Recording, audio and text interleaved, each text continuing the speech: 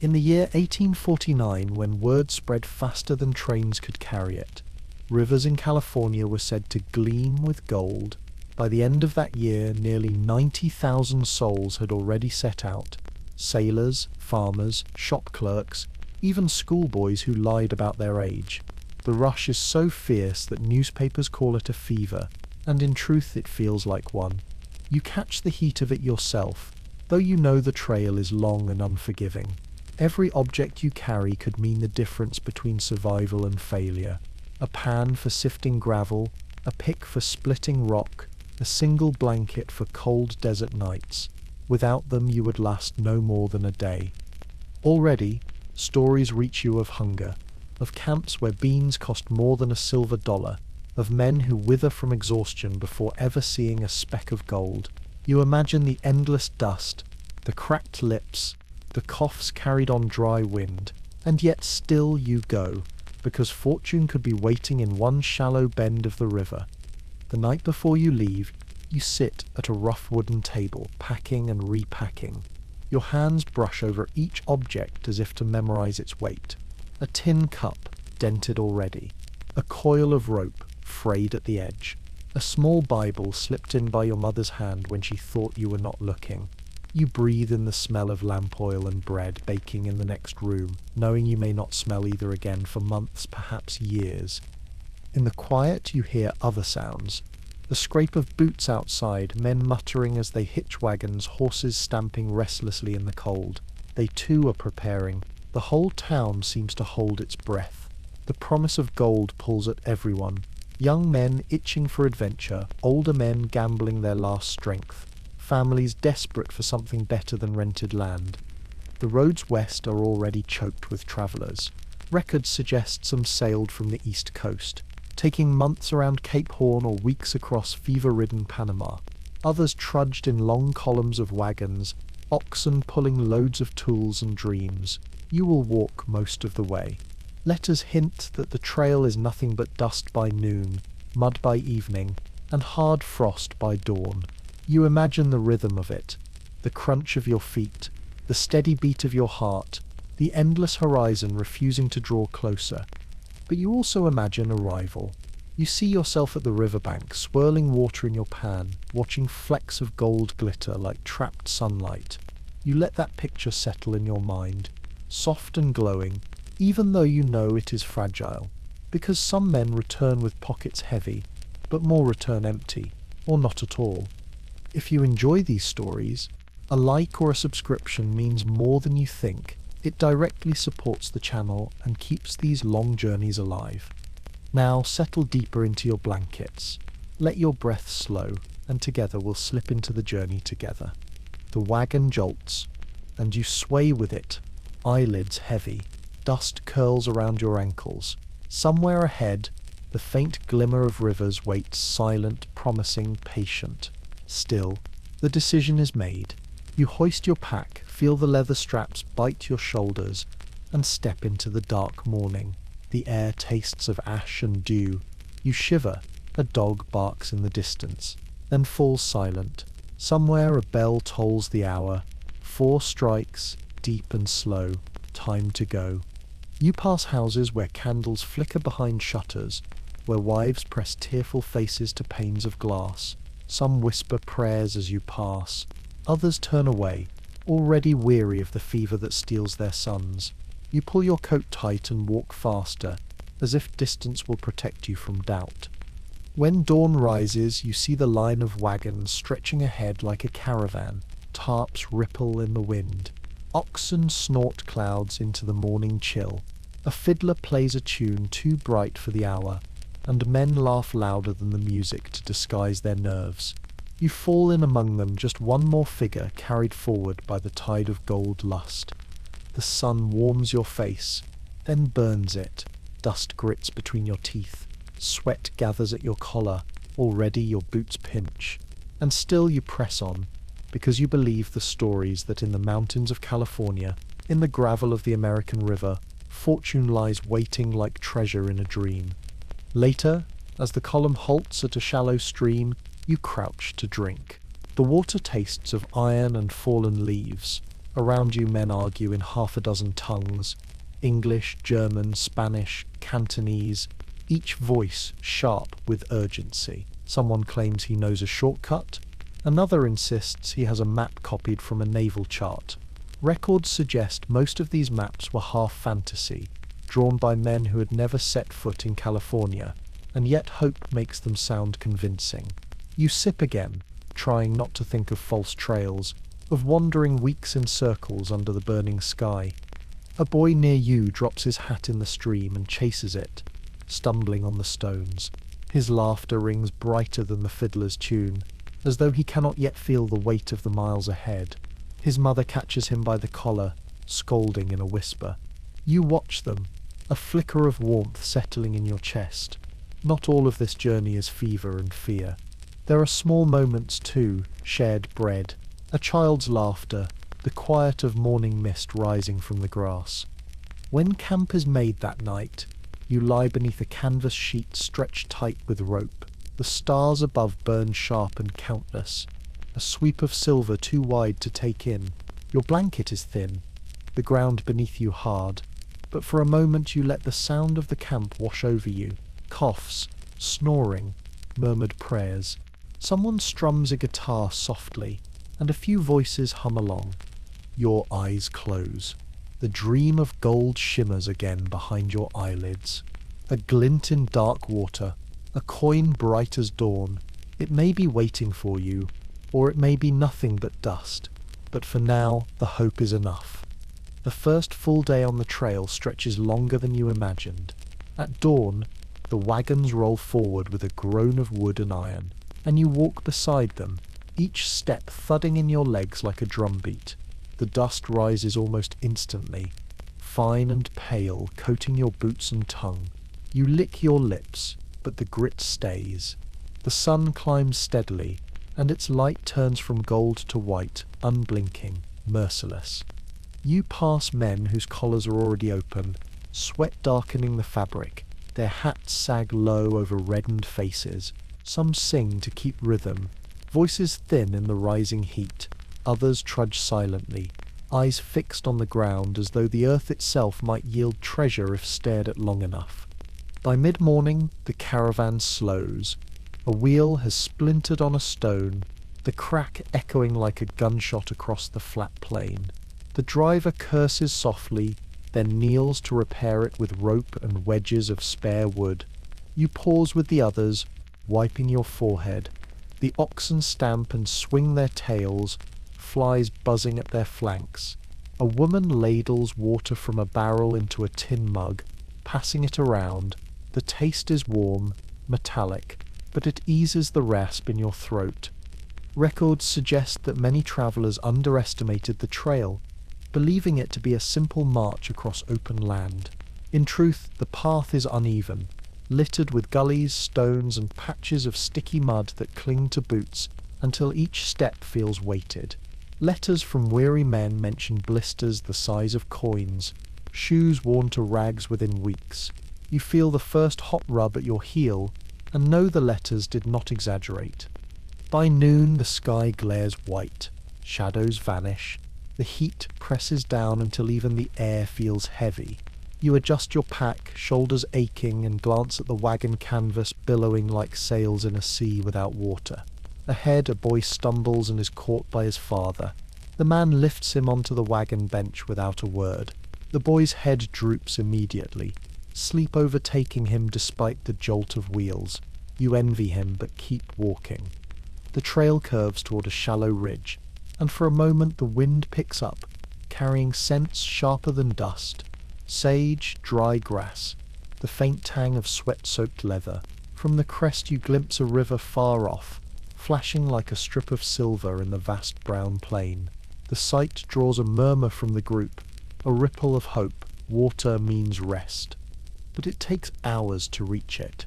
When at last the caravan halts at the bank, men and women sink to the ground, boots off, feet plunged in the cool current. You crouch and cup water to your lips. It tastes of mud and leaves, but you drink greedily. The oxen wade in chest deep, groaning with relief. Someone splashes their face and laughs. a sound so sudden it startles birds from the reeds.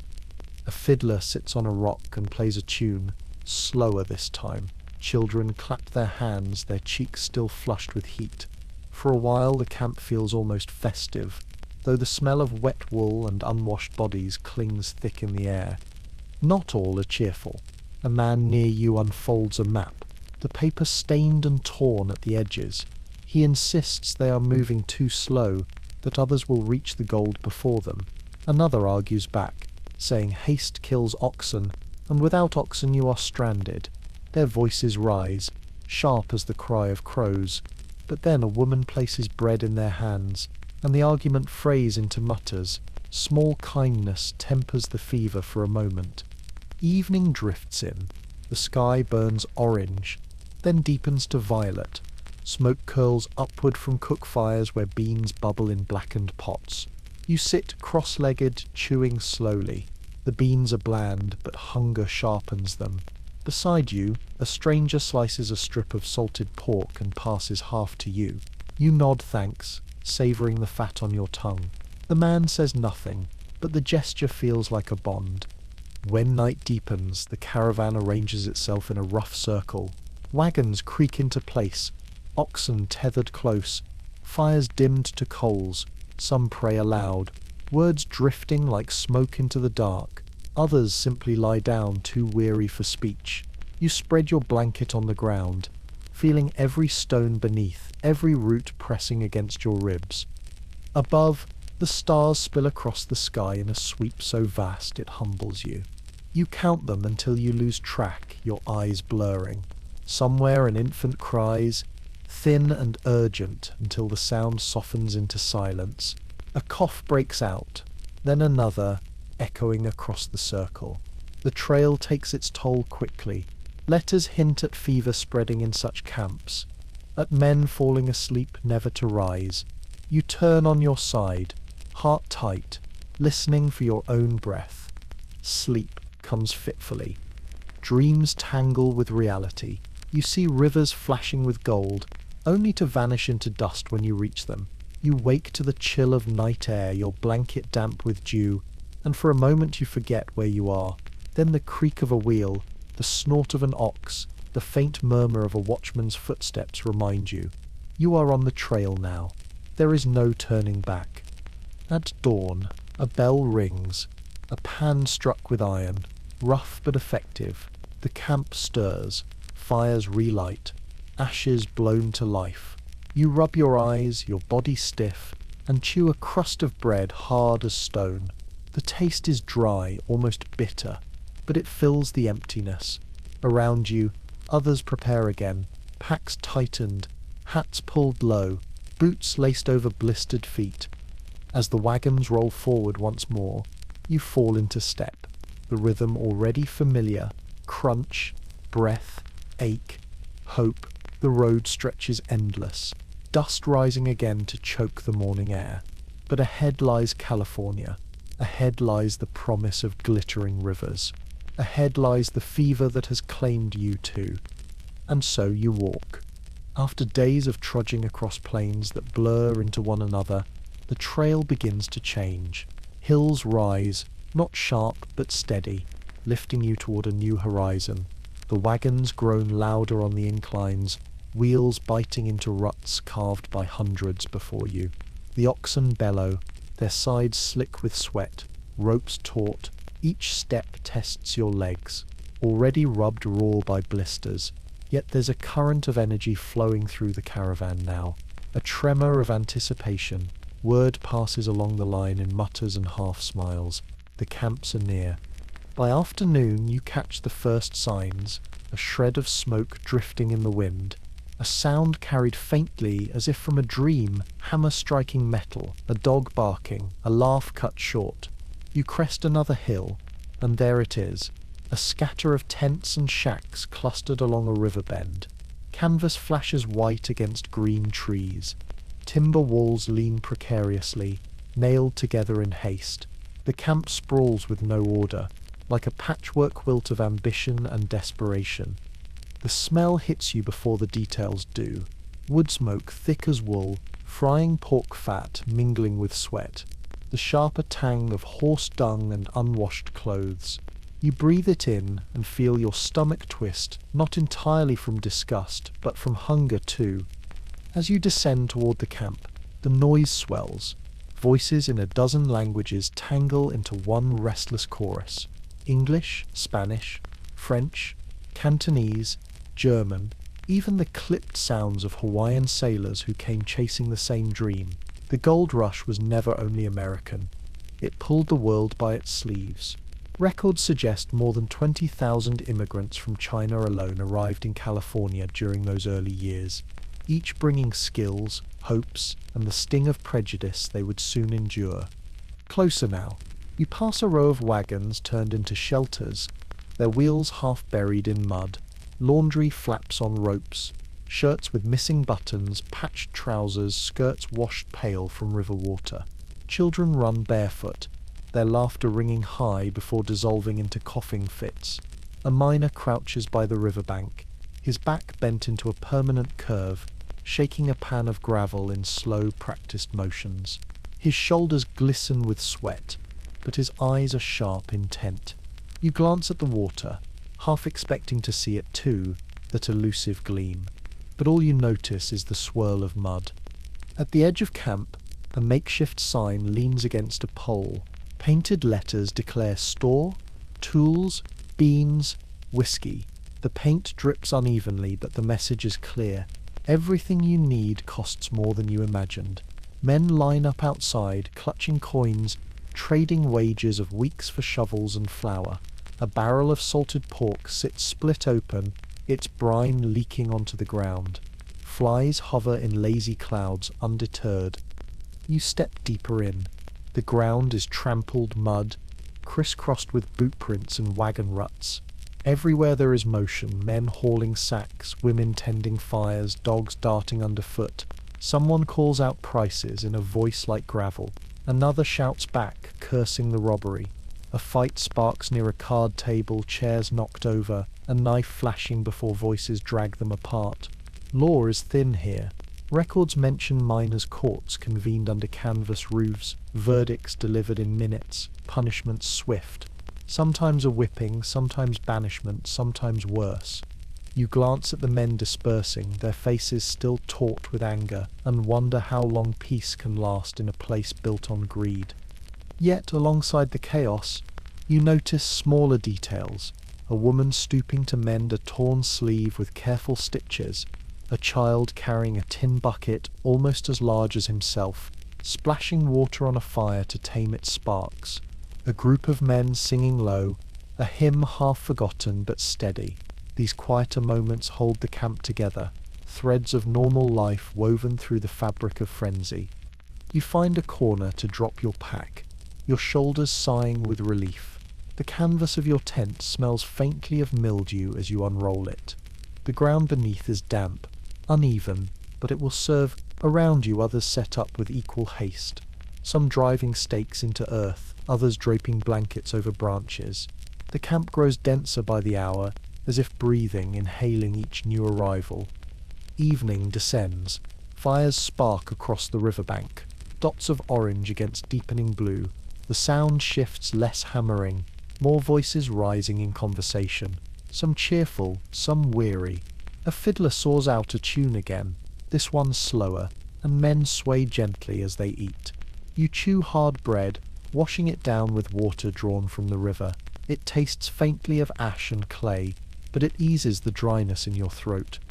Nearby, two men argue in hushed tones. One insists he has seen colour in a certain bend of the stream. The other shakes his head, claiming he's been tricked before by fool's gold, iron pyrite glittering only to disappoint. Letters from the time are full of such stories. Men certain they had struck fortune only to find worthless sparkles mocking them. You listen without speaking, but the tension pulls at your chest. Could you tell the difference? Would your eyes betray you too? Later, as night deepens, the camp dims. The fires burn lower, their smoke a grey veil across the stars. A dog barks once, then curls into silence. You lie on your blanket, your body aching from the road, ears still humming with the day's noise. The ground is cold beneath you, the canvas thin, but exhaustion presses your eyelids closed. You drift half awake, hearing fragments, a cough carried by the wind, a murmur of prayer, the slow drip of water from a pan left overturned. Then, faintly, the river's voice, a constant whisper, promising elusive. You imagine it hiding gold within its depths, just out of reach, waiting. And you, like all the others, waiting too. The first morning in camp begins before the sun fully clears the hills. A hammer strikes metal somewhere in the distance, sharp as a bell. You wake with a start, chilled from the damp ground, your body still humming with yesterday's fatigue. Around you the camp is stirring, smoke from fires, boots thudding against earth, the rattle of pans being lifted and set down again. The day begins with sound, and it will not be quiet again until night swallows it. You rise, stretch, and your shoulders ache as though stones have been sewn into them. Already, men gather near the riverbank, tools slung over shoulders. You follow, your feet slipping in mud that clings like glue. The closer you come, the more clearly you see what awaits, the instruments of fortune, simple and brutal, lined against the bank like offerings to some silent god. First, the pan, wide, shallow metal edges reflecting weak dawn light. You take one into your hands. The rim is dented, scarred from rocks, its surface scratched by gravel. It is heavy for what it is. A simple circle of iron or tin, but it promises possibility. With a pan you can kneel at the water, scoop gravel, swirl gently until lighter dirt washes away, leaving behind what might glint. It looks so simple. Records describe boys barely grown finding gold with pans, their hands raw but their spirits soaring. And yet for every boy who struck luck, hundreds knelt until their backs gave out, their pans filling with nothing but sand. You test the weight, feel the cool metal bite against your palms, and imagine hours spent in that posture, knees aching, spine bowed, a tool that looks harmless, almost playful, yet capable of breaking a body slow and quiet. Next, the pickaxe. Its wooden handle is smooth from countless grips, darkened with sweat. The iron head gleams faintly, sharp at one end, flat at the other. You lift it, and your arm dips under its weight. This is no child's tool. With it you will split rock, dig into banks, chase veins hidden in the earth. The sound of it, iron striking stone, echoes already around camp, rhythmic, insistent. Some say the noise of picks is the true song of the gold rush, louder even than fiddles or arguments. You watch a man swing one, his movements practiced, steady. Each strike sends chips flying, dust clouding the air. He pauses only to wipe his brow, then swings again. Sweat runs down his spine in thin streams, darkening his shirt. The tool rules him as much as he rules it, demanding repetition, demanding muscle and patience. Then the rocker or cradle standing crooked on the bank, wooden boards nailed together, handles jutting like the bones of an awkward creature. You crouch to study it. A miner pours a pan of gravel into its top, then rocks the frame back and forth, water running through, sifting, sorting. Gold, if present, would settle in the riffles below. The sound is oddly soothing.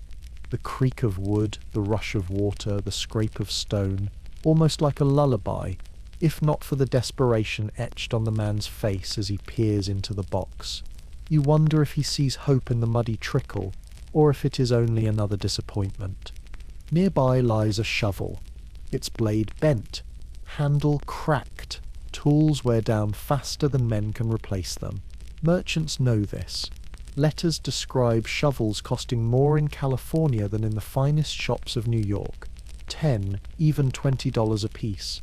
A fortune for wood and iron. You think of the sign you passed yesterday.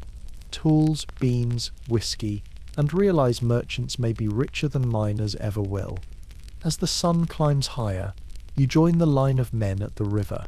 Pan in hand, the water is icy, biting into your skin as you crouch.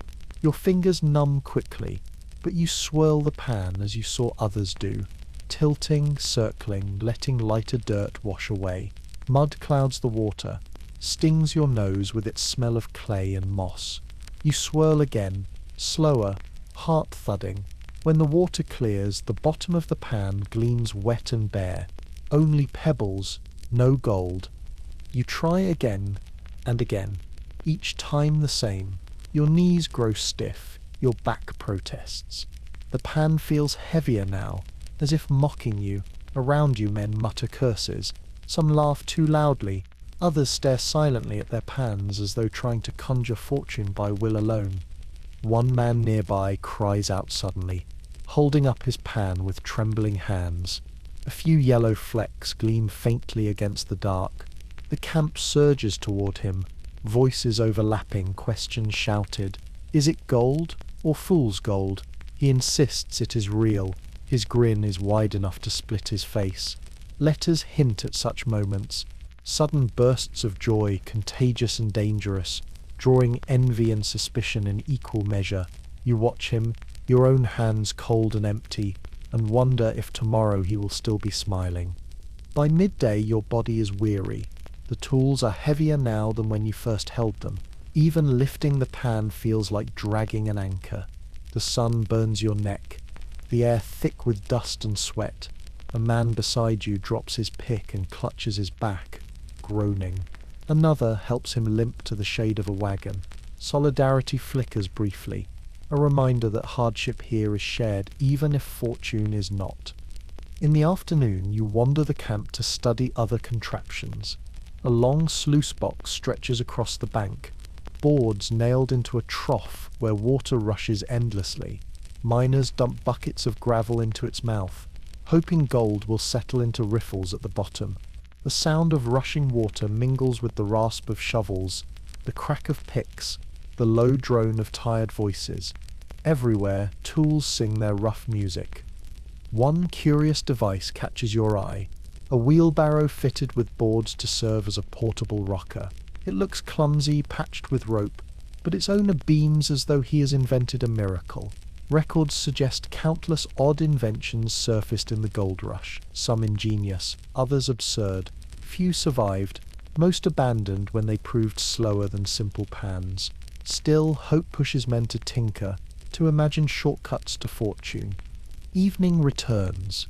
You drop the pick, the pan, the shovel, each clattering like a closing door. Your body feels carved from stone, every joint aching. Yet as you lie on your blanket, you cannot stop thinking of the tools. Their shapes burn into your mind. The circle of the pan, the cross of the pick, the box of the rocker, simple, ordinary objects. And yet they hold the power to decide everything. Hunger or fullness, rags or comfort, despair or fleeting triumph.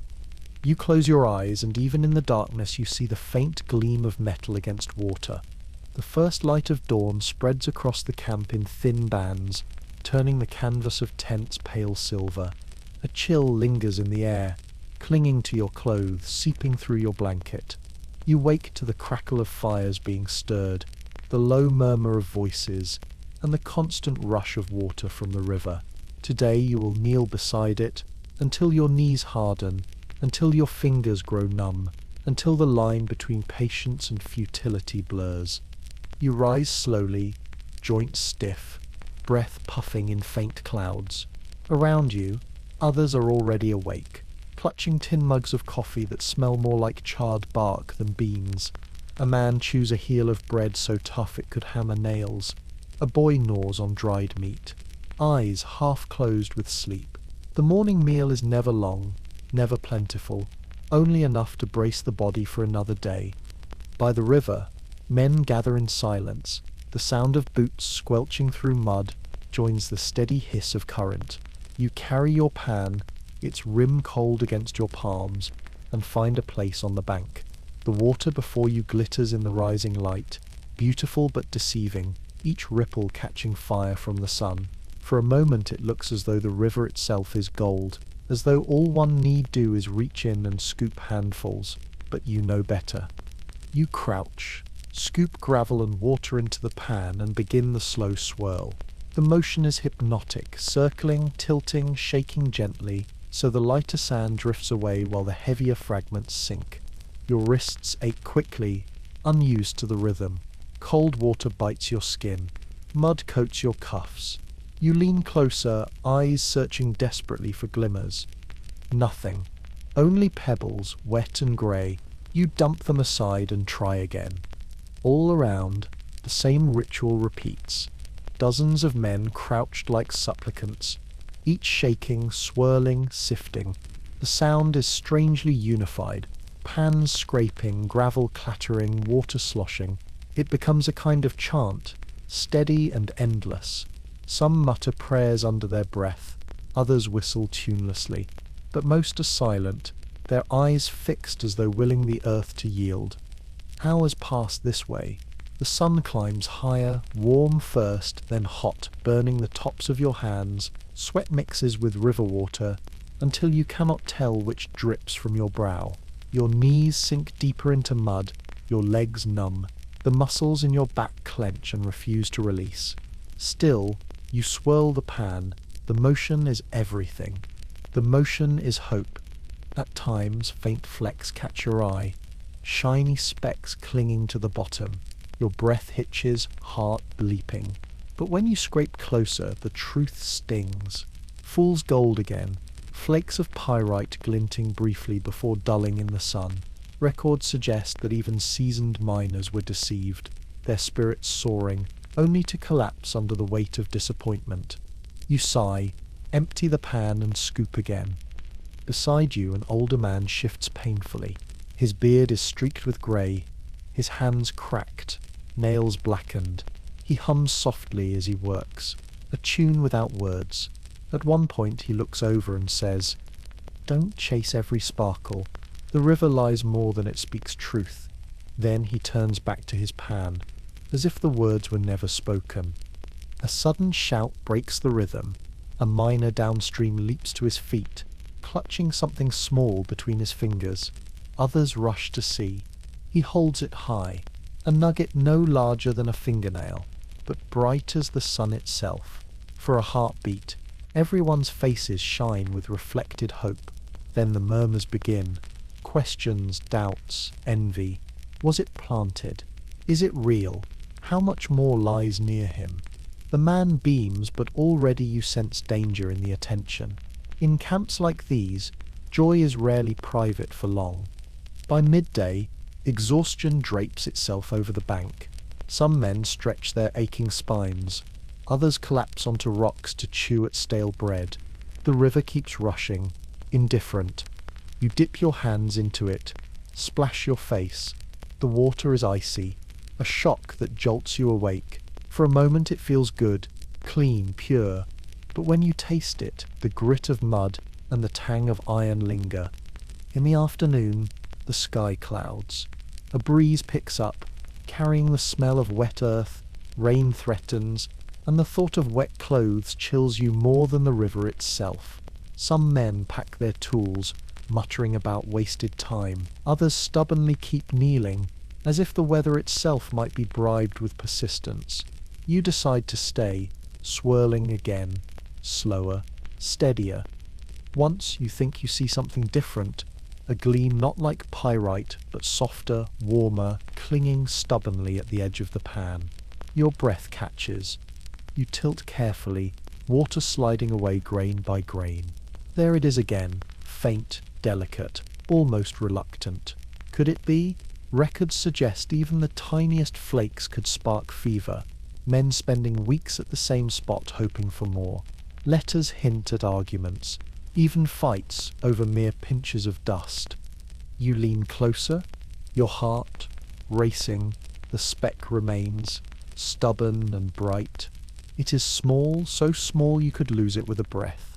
You pinch it carefully between wet fingers, holding it up to the light. Even in shadow, it glows faintly yellow. You do not cheer, you do not shout. You only stare, a strange quiet flooding through you. Perhaps it is gold, perhaps not. But in that moment it is enough to keep you kneeling. Evening approaches. The sky clears again, streaked with orange. Shadows stretch long across the camp. Men stumble back to their tents, shoulders bowed, tools heavy in their arms. You follow, your body stiff, your fingers raw, carrying your pan as though it has become part of you. At campfires, voices rise again. Arguments, laughter, some men boast of fines, others grumble of wasted hours. A bottle of whiskey passes hand to hand, warming throats, loosening tongues. You chew bread and beans, the taste dull but filling. Across the fire, the older miner hums the same wordless tune, his eyes half shut. Later, lying on your blanket, you listen to the river in the distance. Its whisper carries through the night, constant, endless.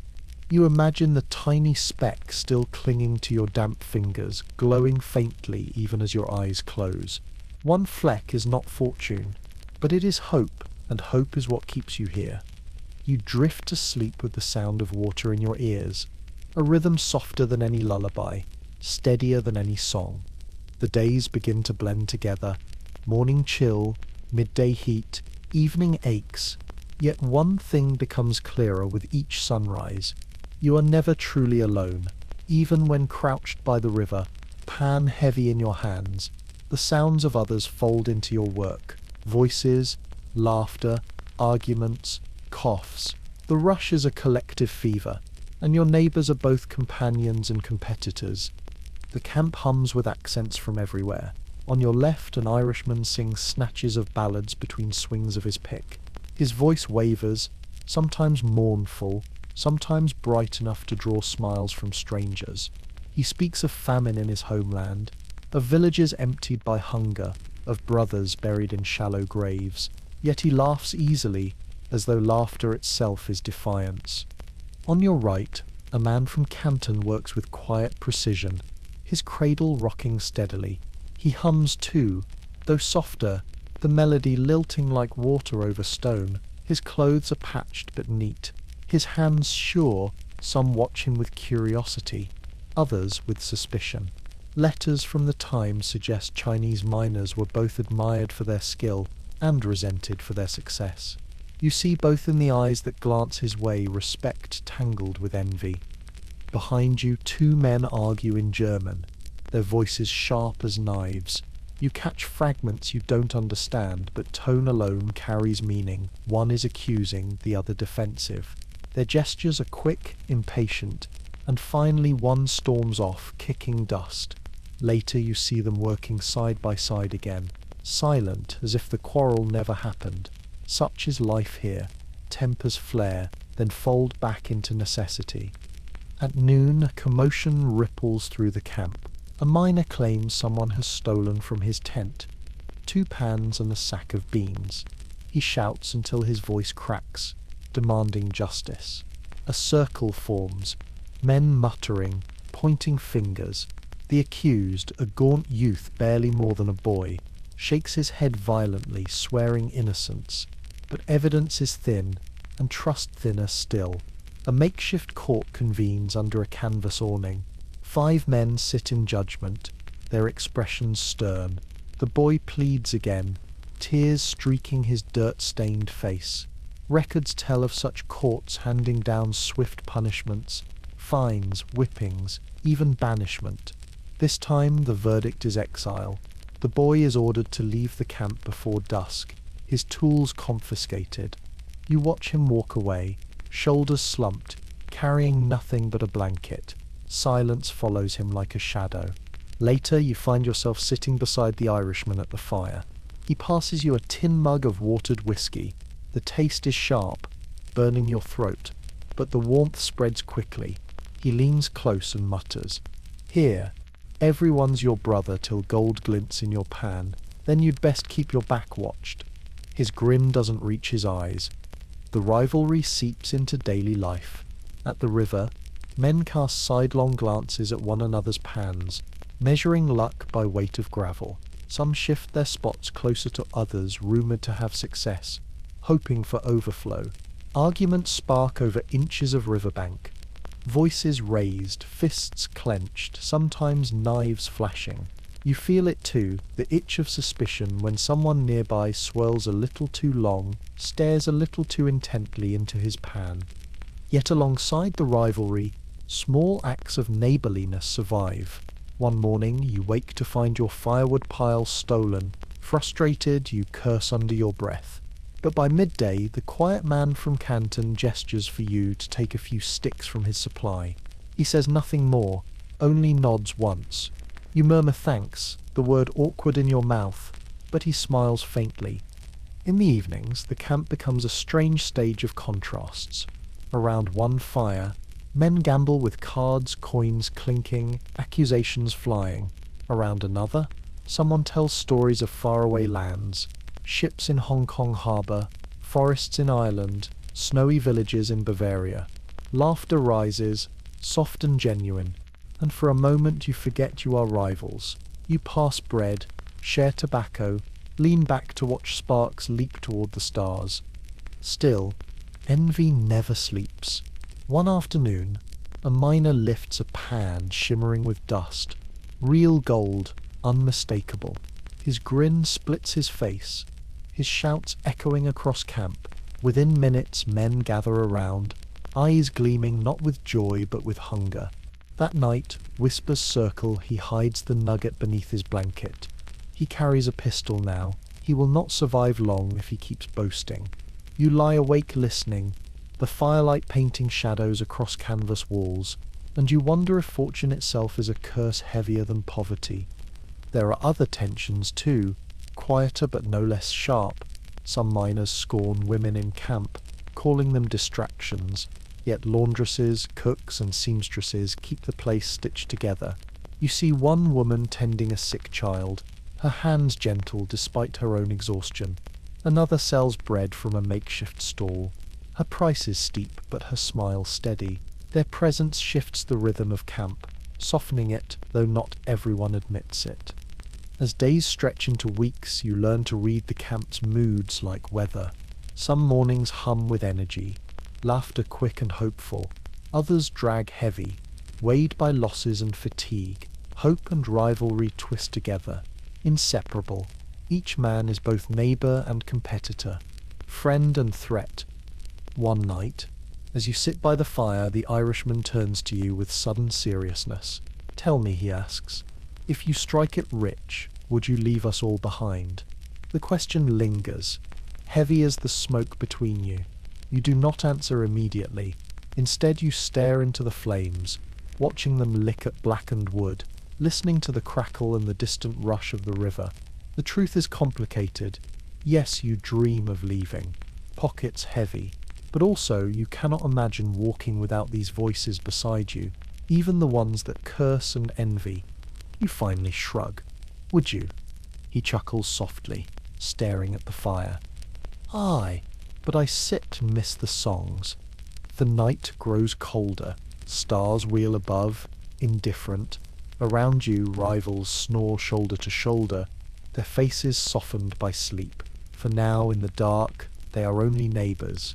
Tomorrow, the rivalry will begin again. You close your eyes, the sound of breathing all around you, steady as the current of the river, and you wonder, when morning comes, will you greet them as friends or guard yourself against them as foes? Hunger wakes you before the sun does.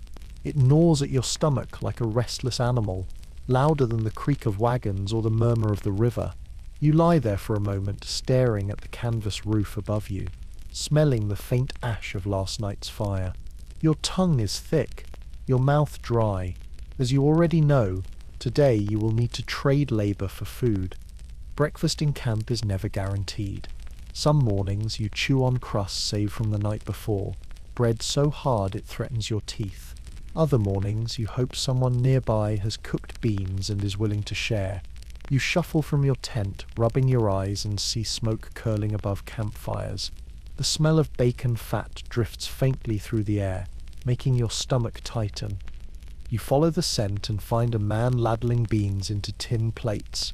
His sign, scrawled on a scrap of wood, reads beans, bread, coffee, $1, a single dollar. You pause, stunned. Back home, $1 could buy flour for a week. Here, it buys a handful of beans. Records suggest eggs once fetched as high as $3 each, butter $5 a pound. In San Francisco, oysters imported by ship sold for more than fine clothes. The rush inflated everything, except reason. You hand over a precious coin, the metal slick with your sweat, and accept a plate. The beans are bland, watery, but warm. You eat slowly, savouring each bite. Beside you, another miner grumbles that he spent 2 full days in the river, and all he has to show for it is an empty pocket and an emptier stomach. He curses the merchants, swears they grow richer than kings while miners starve in mud. He isn't wrong. By midday, the craving for food presses again. You work by the river, arms heavy from swirling the pan, and your stomach churns louder than the current.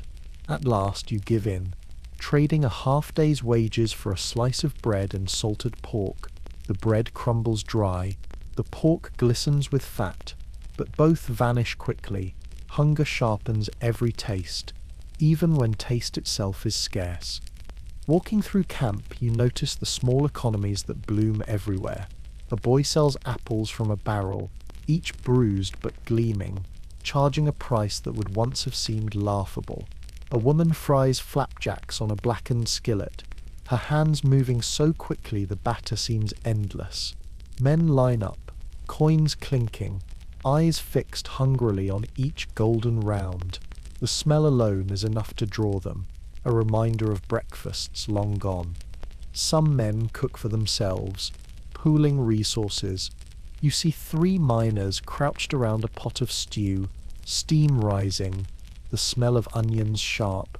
One offers you a taste, and you accept gladly, the warmth spreading down your throat. In return, you hand him a small piece of tobacco, the trade wordless, understood. These exchanges knit the camp together in quiet ways, balancing the fever of rivalry with the necessity of survival. Still, the price of food remains a constant ache. Merchants grow fat, their wagons stocked with flour, sugar, coffee, whiskey. They build stalls of timber while miners patch tents with rags. Rumors say the real gold lies not in the rivers, but in selling beans, boots, and shovels. Records tell of a man named Levi Strauss, who sold sturdy trousers to miners, trousers that would outlast years of digging. Another, Samuel Brannan, made a fortune selling supplies while shouting, "Gold from the American River." He became California's first millionaire, not by panning, but by selling pans. You think of these stories as you hand over another coin for supper. Tonight, it is a thin stew with more water than meat, and a chunk of bread. You chew slowly, ignoring the sour taste.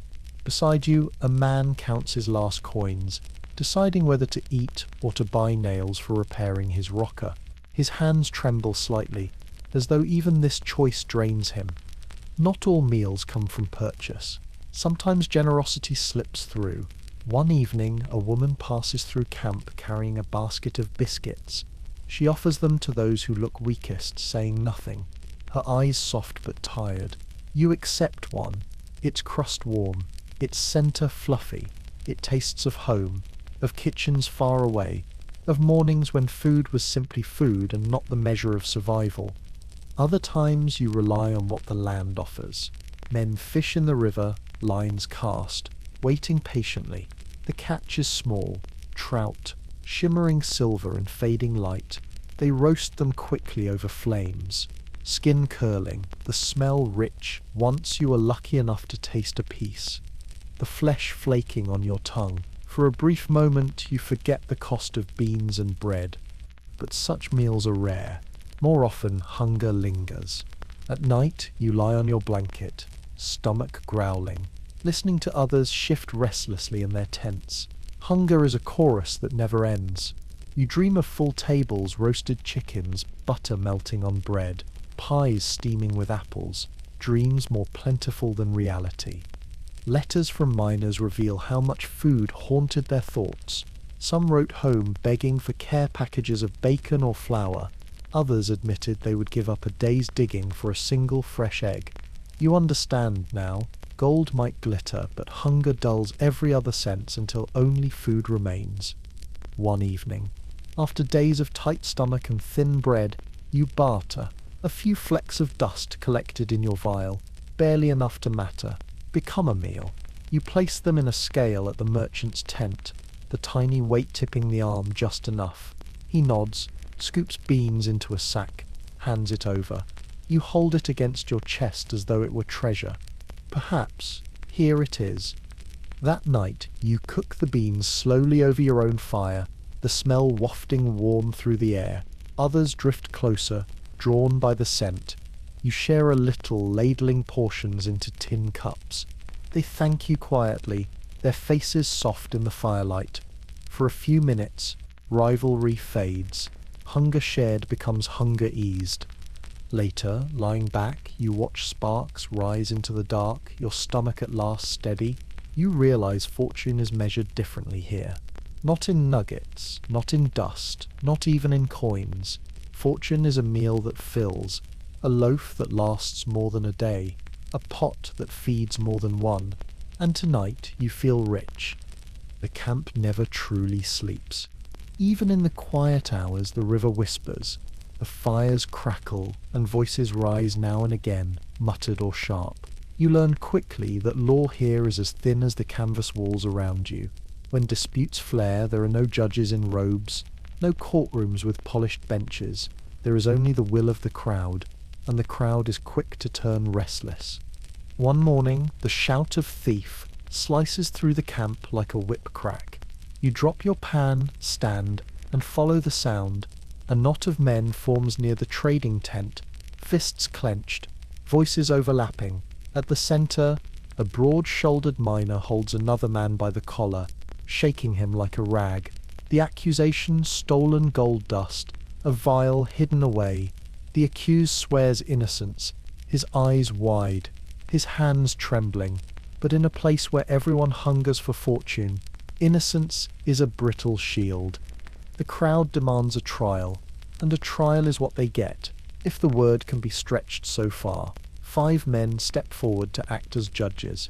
They are miners like any other, dust on their boots, sweat streaking their brows. No one questions their authority. It is granted by the moment. A crate becomes the bench, and a lantern swinging overhead their only light. Witnesses speak, some claiming they saw the man near another's tent, others shrugging that they saw nothing. Facts blur quickly into opinions. The accused pleads again, voice cracking. I never touched it. By God, I didn't. His words vanish in the murmur of the crowd. Some nod, others scowl, already convinced. You stand near the edge, your stomach tight, realizing how easily this could be anyone, how easily one day it could be you. The verdict comes swiftly guilty. The sentence lashes. 2 men hold the accused while another uncoils a rope. The crack of it splits the air, sharp enough to make you flinch. Once, twice, again. The man cries out, then falls silent. His teeth gritted. Afterward he is released, stumbling away into the shadows, his back striped red. Justice. The crowd mutters, satisfied. You are not so sure. That evening, the camp is quieter than usual. Men eat silently, the memory of the trial heavy in the air. A woman hums softly as she washes clothes in the river, her voice the only gentleness. You chew bread that tastes of ash, your thoughts circling back to the man's cries. Days later, another dispute erupts. Not theft this time, but over claims. 2 miners argue fiercely over a stretch of riverbank, each swearing it belongs to him. Their voices rise until fists swing. A circle forms again, and once more the makeshift court is called. This time the verdict is banishment. The loser is ordered to leave by dawn. He curses, spits in the dust, but obeys. By morning his tent is gone, leaving only flattened grass and scattered ashes. The space feels colder for days after. Records suggest such courts were common, born of necessity. Some were fair, others cruel. Letters hint that verdicts depended less on truth than on popularity or the size of a man's fists. In lawless places, Order is fragile, carried in whispers and glances more than in rules. And yet, not all justice is harsh. One evening, a quarrel breaks out at a card table. A young man accuses another of cheating, slams his fist down, knocking coins flying. Voices rise, hands reach for knives, but before violence can spark, the Irishman you know steps between them. Laughing loudly, he sweeps the cards from the table and says, "If you're both so sure, then start again with me as dealer." His grin disarms them. The men grumble, but the tension breaks. Laughter follows and the game resumes, slower now, calmer. Sometimes justice is not rope or exile, but humour, quick and sharp. Still, you cannot shake the unease. Every dispute reminds you how thin the ground is beneath your feet. At night, as you lie on your blanket, you listen to the camp sounds with sharper ears, the shuffle of steps near your tent, the jangle of coins, the snap of twigs. You keep your small vial of dust close, hidden under your pillow. It is barely enough to matter, but here, even a fleck can ignite suspicion. One evening you pass the merchant's stall, and overhear two men whispering. They speak of a lynching in another camp, a man hanged for theft without trial. The story chills you.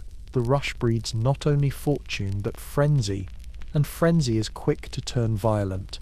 You glance around at your own camp, the fires, the laughter, the songs, and wonder how thin the line is between order and chaos. And yet, in quieter moments, you see another side. A miner returns one night with his arm gashed by a pick. Instead of punishment, he receives aid. Men gather to bind his wound with strips of cloth. Women bring water and stew. The camp holds its breath until his pain eases, then exhales together. Solidarity is fragile, but it exists, flaring in moments like these. As weeks pass, you learn to read the signs of rising conflict. The sudden hush in a group, the way men shift their weight, the flash of eyes narrowing. You step back when tempers boil, keeping your voice low, your posture calm. Survival here is not only in panning the river, but in navigating the currents of men. One night, sitting by the fire, the Irishman leans close again. His voice is quiet, meant only for you. Gold's not the only thing men dig for here. They dig for power too. Don't let them bury you under it. His words settle heavy, more lasting than the crack of rope or the echo of fists. When you lie down to sleep, the stars above glitter sharp, indifferent. The river hums steady, a sound older than any camp, older than any court. You close your eyes, feeling both the comfort of neighbours and the threat of rivals. Justice here is not blind, not fair, not written. It is improvised, fragile, a shifting thing, and as you drift towards sleep, you wonder how long until it finds you. By the end of the week, the camp hums with a different kind of energy. Muscles ache, lungs burn, hands are raw from pans and picks. But as Saturday evening falls, you feel the shift. Men straighten a little, dust off their shirts, and comb fingers through tangled hair. The rhythm of labour loosens and the rhythm of escape begins. It starts with music. A fiddle wails somewhere near the centre of camp, the sound sharp and quick. A drum joins, little more than a box struck by rough hands. Yet it sets feet tapping. The air changes, less heavy with sweat and smoke, more alive with possibility. You follow the sound and find a wide circle of men and women gathered near a tent draped with lanterns. The canvas glows amber, shadows swaying inside. The scent of whiskey drifts out, sharp and sweet, promising warmth that is not from fire. Inside, the space is cramped but alive. Tables wobble under the weight of bottles, mugs, and coins. A deck of cards flicks between fingers. Shouts rise with each turn. Dice clatter across wood. Laughter bursts, curses follow. A woman in a red shawl sings above the noise, her voice carrying strong, clear, tinged with melancholy. Her song is not about gold, but about places far away. Harbours, green fields, faces left behind. For a moment the room stills, caught in the thread of her voice. Then the spell breaks, and noise floods back. You nurse a mug of whiskey. Its burn fierce, its aftertaste smoky. It is harsher than anything you have drunk before, but it spreads through your chest like fire in winter. Around you, men loosen, tongues untying, laughter spilling louder than reason. For one night, rivalry softens, coins still pass, but with less suspicion. Arguments flare, but end with slaps on shoulders instead of knives. In one corner, a group dances, boots stamp, skirts swirl, hands clap. The fiddle saws furiously, the tune faster, faster, until the dancers collapse breathless, laughing. You clap along, feeling your own body ache to join, but your legs are too heavy from the week. Instead, you watch, smiling faintly, the rhythm seeping into your bones. Not all escapes are joyful. Outside the tent, another form of release gathers, gambling dens hidden in shadows, games played with stakes sharper than cards. Men huddle over small piles of gold dust, vials clinking softly. The tension here is thicker, voices low, eyes narrowed. You linger only a moment, the air pressing tight around you, then slip back toward the music. Food, too, becomes part of the escape. A woman fries flapjacks on an iron pan, the smell rich, drawing men in like moths. She charges dearly, but no one complains tonight. Another sells slices of pie, apples stewed down to sweet softness. You buy one, the crust flaky, the filling tart, and for a moment you forget the price. It tastes like home, like kitchens where hunger was not the constant companion. Later, as the night deepens, you wander farther from the music. Voices drift from other tents, low murmurs, laughter muffled, secrets traded. Some seek comfort not in cards or whiskey but in arms, in brief closeness that pushes back the loneliness. You hear a man whispering promises, another woman laughing, a door flap closing. The camp lives many lives at once, each one an escape from the grind of mud and stone. Records suggest Saturday nights were often wild, with whiskey tents earning more than merchants selling flour. Letters mention miners spending entire fortunes in one night, their week's work gone by dawn. You believe it, watching coins scatter across tables, mugs raised again and again. Gold flows here not from the river, but from pockets emptied willingly, desperately for moments of forgetting. Yet not everyone joins. You notice the quiet man from Canton sitting apart, rocking his cradle slowly, even as night darkens. His face is calm, his movements steady, while others gamble away dust. He gathers it, grain by grain. You admire him, but part of you wonders if he is missing something. The release, the laughter, the music that carries you through. Midnight comes. The fires outside burn lower, casting long shadows. The music grows ragged, the fiddler's bow slipping, the singer's voice huskier. Some men sleep where they fall, sprawled in dirt, mugs still in hand. Others stagger back to tents, their laughter fading into snores. The air is thick with smoke, whiskey, and the sharp tang of sweat. You step outside, the cool night hitting your face like a balm. Above, the stars blaze cold and clear, indifferent to the fever below. The river whispers nearby, steady, eternal, as if mocking the frenzy of men. You breathe deeply, filling your lungs with air free of smoke.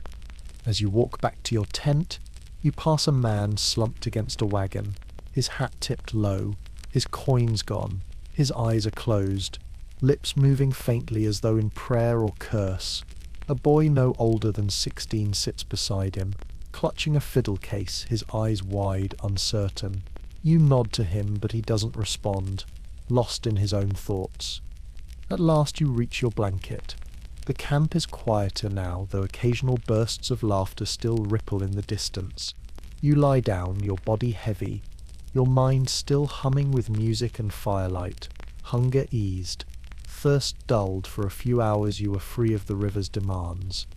As sleep creeps in, you realize these nights are not luxuries but survival. Without them, the days would grind men down to silence. The whiskey, the music, the laughter. They are the gold that keeps spirits alive, even when pans run empty. You close your eyes, the echo of fiddle strings still vibrating in your chest, and drift into rest. Days on the river stretch endlessly. Each sunrise feels the same. The sting of cold water, the ache of your back, the endless swirl of gravel that yields nothing but disappointment. Men grow hard in such conditions, faces sharp, voices rough. Yet amid the harshness, moments arrive that soften the world, small gestures that linger longer than gold dust. One morning, as you kneel by the river, your boot sole gives way. The leather peels back, flapping with every step, and soon your foot is raw against stone. You curse under your breath, knowing boots cost more than a week's wages. That night, as you sit by the fire nursing your blisters, the Irishman tosses something toward you. A scrap of leather, a needle, and a coil of thread. "Mend it," he says, his grin lopsided, "or you'll hobble like a mule." You stitch clumsily by firelight, the thread cutting into your fingers, but the boot holds. You thank him quietly. He shrugs, as though it was nothing, though you know it wasn't. On another day, the sun beats down mercilessly. Sweat drips into your eyes, your lips crack with thirst. The water barrel near camp has run dry, and you dread the long walk to refill it. As you sit panting, the quiet man from Canton offers you his canteen. He says nothing, only presses it into your hand. The water is warm, metallic, but it feels like life itself. When you try to return it with thanks, he shakes his head, his expression unreadable, and goes back to his work. That small sip carries you through the rest of the day. Not all kindness comes in silence. One evening, a woman passes through camp with a pot of stew. She stops at every fire, ladling portions into tin cups, her voice brisk but gentle. "Eat," she tells those too weary to rise. When she reaches you, the smell alone lifts your spirits. Onions, herbs, the faint richness of meat. The taste is simple, but it warms you from throat to stomach. Later you learn she asks for nothing in return, feeding those who cannot pay. Her own husband died on the trail months before, and now she tends to others as though mending her own grief. Sometimes kindness surprises you in strangers. You recall a day when the sky turned black with sudden rain, tents sagged, fires sputtered, the river swelled. You slipped in the mud, striking your knee, pain flaring sharp. Before you could rise, two men you had never spoken to hauled you upright, one supporting your arm, the other fetching cloth to bind the scrape. They vanished afterward, their names still unknown to you, but their touch lingers in memory, rough hands steadying you when the earth itself seemed to give way. Letters from miners mention such gestures often: a blanket shared, a loaf divided, a stranger guiding a lost traveller back to camp. Records suggest survival often depended less on luck with gold than on neighbours willing to help. You believe it now, feeling the thread of humanity woven through the rough fabric of greed and hardship. One evening, your fire burns low, and your food is gone. You sit staring at the coals, stomach hollow when a shadow falls across you. It is the German miner, who argued so fiercely days before. Without a word, he drops half a loaf of bread into your lap. You blink, startled, but before you can speak, he is gone, his footsteps fading. You tear the bread slowly, savouring each bite, the crust crisp, the inside soft. It fills more than your belly. It eases the sharp edge of loneliness. Even laughter can be a gift. After a long day of failure, you slump by the river, shoulders heavy. The Irishman begins to sing, his voice wild and off-key. Others join, clapping, stomping boots, turning the mud into a stage. You find yourself smiling despite the ache, the rhythm lifting you, if only for a moment. In a place where every face grows hard, laughter feels like treasure, rare and shining. One night, as you prepare to sleep, you hear quiet sobs from a nearby tent. A young boy, no older than 16, sits hunched, his shoulders shaking. His father, you learn, has fallen ill, fever burning him weak. You hesitate, then rise, walking to them. You offer a strip of tobacco, knowing it might soothe the father's throat, and a piece of bread. The boy accepts with wide eyes, whispering thanks. Later that week, the father recovers. The boy nods to you across camp, his gratitude silent but fierce. Even the land itself offers kindness now and then. After days of thin meals, a group of men catch fish in the river, silver bodies wriggling in nets. They roast them over open flames. The smell rich and buttery. They pass portions around, even to those who had not helped. You taste the flake of warm flesh, and for once your hunger is satisfied. For hours afterward, the camp hums with contentment, as though the river itself had smiled on you. And sometimes kindness comes from memory. A letter arrives, months late, carried by wagon from the east. The paper is creased, the ink smudged, but the words are clear. Your mother's hand describing the garden at home, the smell of lilacs, the song of birds at dawn. You read it by firelight, your eyes stinging, your chest loosening. The letter carries no bread, no water, no gold, yet it fills you more completely than any meal. As night deepens, you lie on your blanket, the day's aches pressing into you. The camp quiets, voices fading into snores, fires dimming to coals. You think of the scraps of kindness you have received. Boots mended, water shared, bread offered, laughter sparked. None of them rich, none of them lasting. And yet together they build something stronger than gold. A reminder that even here, amid dust and greed, humanity endures. You close your eyes, your body easing into rest. Tomorrow will bring mud and hunger again, but tonight you carry warmth, stitched in leather, sipped from a canteen, savoured in a loaf of bread, unexpected kindness woven into the harsh rhythm of the gold rush, a quiet treasure all its own. The sky can change faster than your mood. One morning you rise to a clear horizon, air crisp, the river sparkling like glass.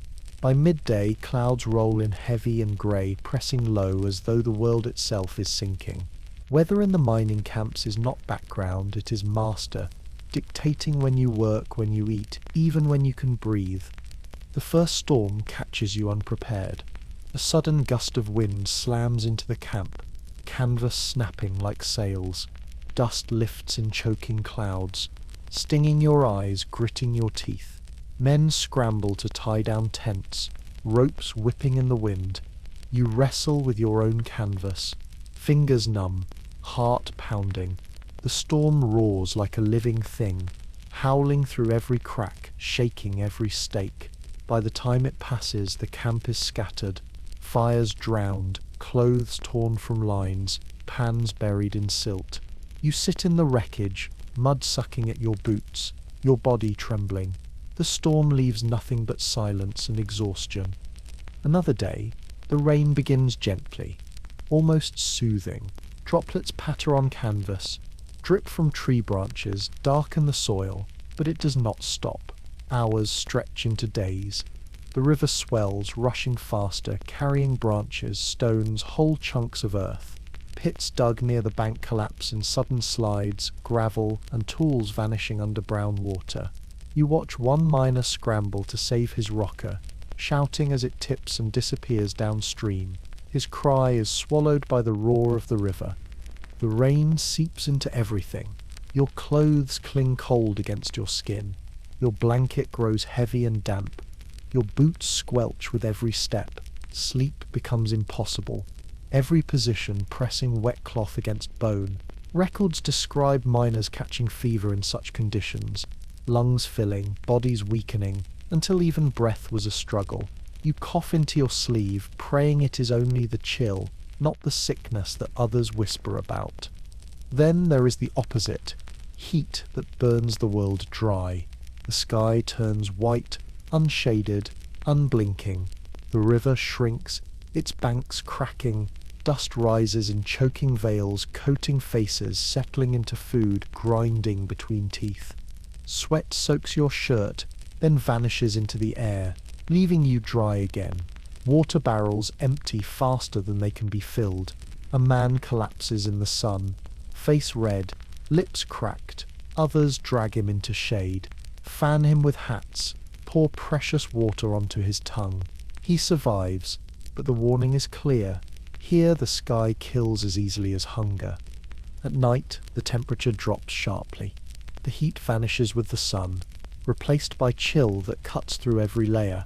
You curl under your blanket, teeth chattering, breath fogging in the air.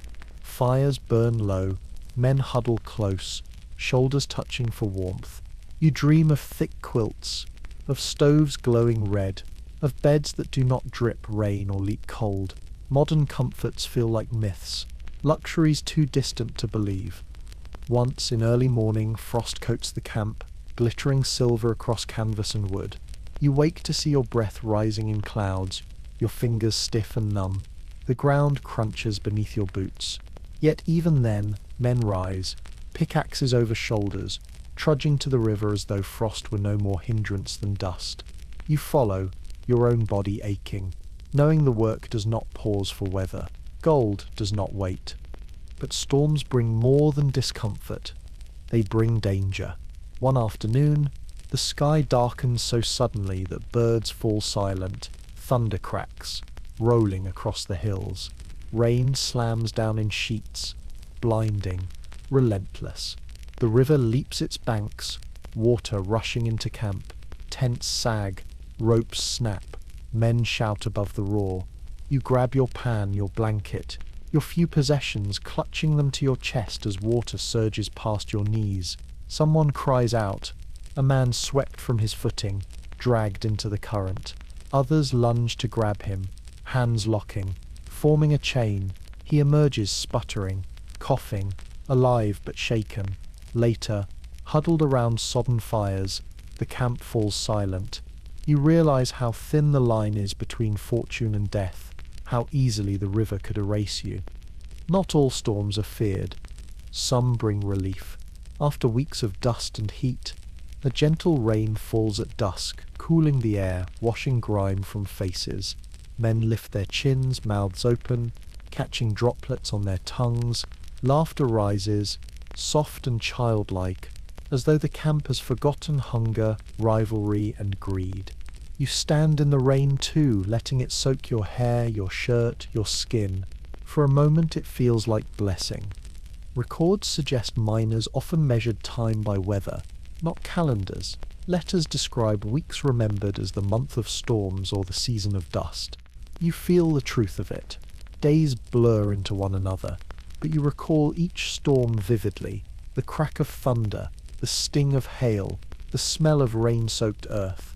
The sky becomes another neighbour, fickle, sometimes cruel, sometimes kind. One evening, after a long storm, the clouds part suddenly. The sky glows orange, light spilling across wet ground, turning puddles into pools of fire. The camp stirs, men stepping from tents, faces lifted. For a moment, silence holds. Then someone begins to sing, voice trembling but strong. Others join, the song rising with the light, echoing off hills. You stand among them, your chest loosening, your spirit lifting.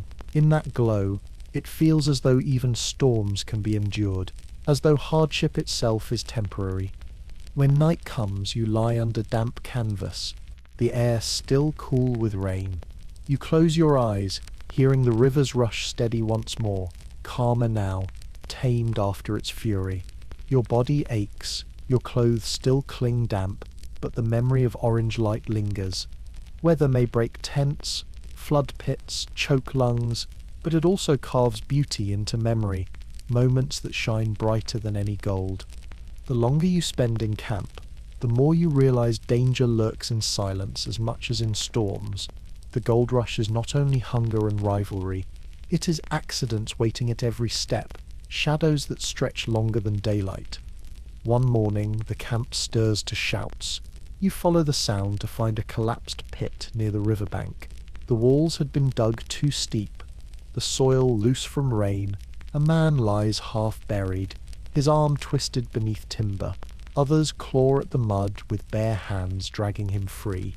His face is pale, lips trembling, eyes unfocused. They carry him to a tent, but whispers spread quickly. His ribs are broken, his breath shallow. Records suggest cave-ins were common, claiming hundreds.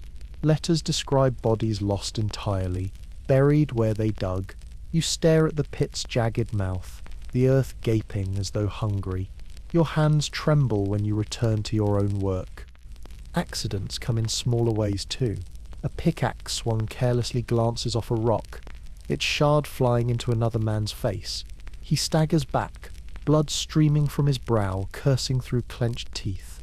Another day, a pan slips from wet hands, striking a foot hard enough to split the nail. Screams ripple through the camp, sharp and raw. Even tools, the simplest companions, can turn against you. One evening, a fire grows too fast. A gust of wind catches sparks, tossing them onto canvas. Within seconds, a tent blazes, flames licking up its sides. Voices rise in panic.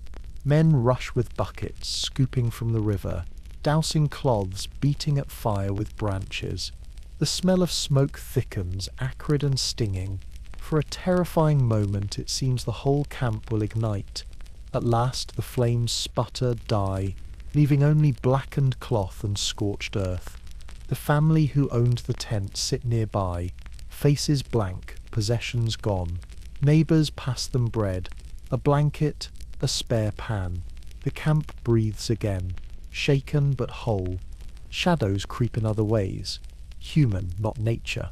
One night, you hear a scuffle beyond the circle of fires, voices low, urgent, then a sudden cry. You rush with others and find a man doubled over, clutching his side, his money pouch gone. His assailant vanished into the dark. Men mutter angrily, but no one gives chase. The night swallows tracks too quickly, and suspicion spreads instead. Who among you hides greed, sharp enough to strike neighbours? The thought festers. Whispers tell of darker acts in other camps. Letters hint at murders over gold dust. Bodies left half hidden beneath brush. Some say vigilantes roam, dragging suspects to trees with no trial at all. Records are unclear. Were these justice or vengeance? Truth blurs in the telling. Still, you feel unease when walking alone at night, the shadows stretching too far, footsteps echoing behind you. Accidents claim more than minors. One afternoon you hear a scream near the river. A child has slipped, water tugging him under. His mother wades in, frantic, her skirts dragging heavy. Two men dive, dragging the boy free, coughing, sputtering. Relief floods the crowd, laughter breaking shaky from throats. But later that night, the boy shivers with fever. The camp waits, silent, as his breath rattles. In the morning, his tent stands quiet, his mother's face lined deeper than stone. The camp moves on, but the shadow of loss lingers. Sometimes shadows fall quietly. A miner who worked beside you for weeks does not rise one morning. His body lies still under his blanket, eyes closed as though in sleep. No illness was seen, no cry heard. Men gather, silent, hats in hands. A shallow grave is dug at the edge of camp, a wooden cross hammered into the ground. The river rushes nearby, indifferent. You return to work, your own chest heavy with the weight of his absence. At night, you dream of accidents, earth collapsing, flames leaping, water dragging you under. You wake with a start, sweat cold on your skin. Outside, the camp snores and murmurs, shadows stretching across canvas. The fire near your tent hisses softly, smoke curling. You lie back, staring at stars that glitter cold, and wonder how many will not wake tomorrow. Yet amid the accidents, kindness often follows. When a man is injured, others bring water, tear strips of cloth for bandages, share food with his family. When tools break, neighbours lend their own. Shadows lengthen, but hands still reach through them. One evening, after a long day, you sit with the Irishman by the fire. His hand is bandaged, a finger bent from a slipped pick. He winces as he lifts his mug, then laughs hoarsely. "This land'll take us piece by piece," he says. shaking his head. "But we'll still stand, won't we?" His grin is weary, but it holds. You nod, though doubt gnaws at you. As sleep draws near, you listen to the camp settle, the cough of men, the shuffle of boots, the distant whisper of the river. Shadows flicker on canvas walls, stretching and shifting, but you tell yourself they are only firelight. Still, your hand strays to the small vial of dust beneath your pillow, hidden close. You close your eyes, body heavy, mind uneasy, wondering what dangers tomorrow's light will reveal. At first, when you arrived, the camp seemed a world of men, rough voices, unshaven faces, boots caked with mud. But as weeks pass, you begin to notice the quiet strength of women woven through the noise, their presence subtle yet shaping the rhythm of camp life.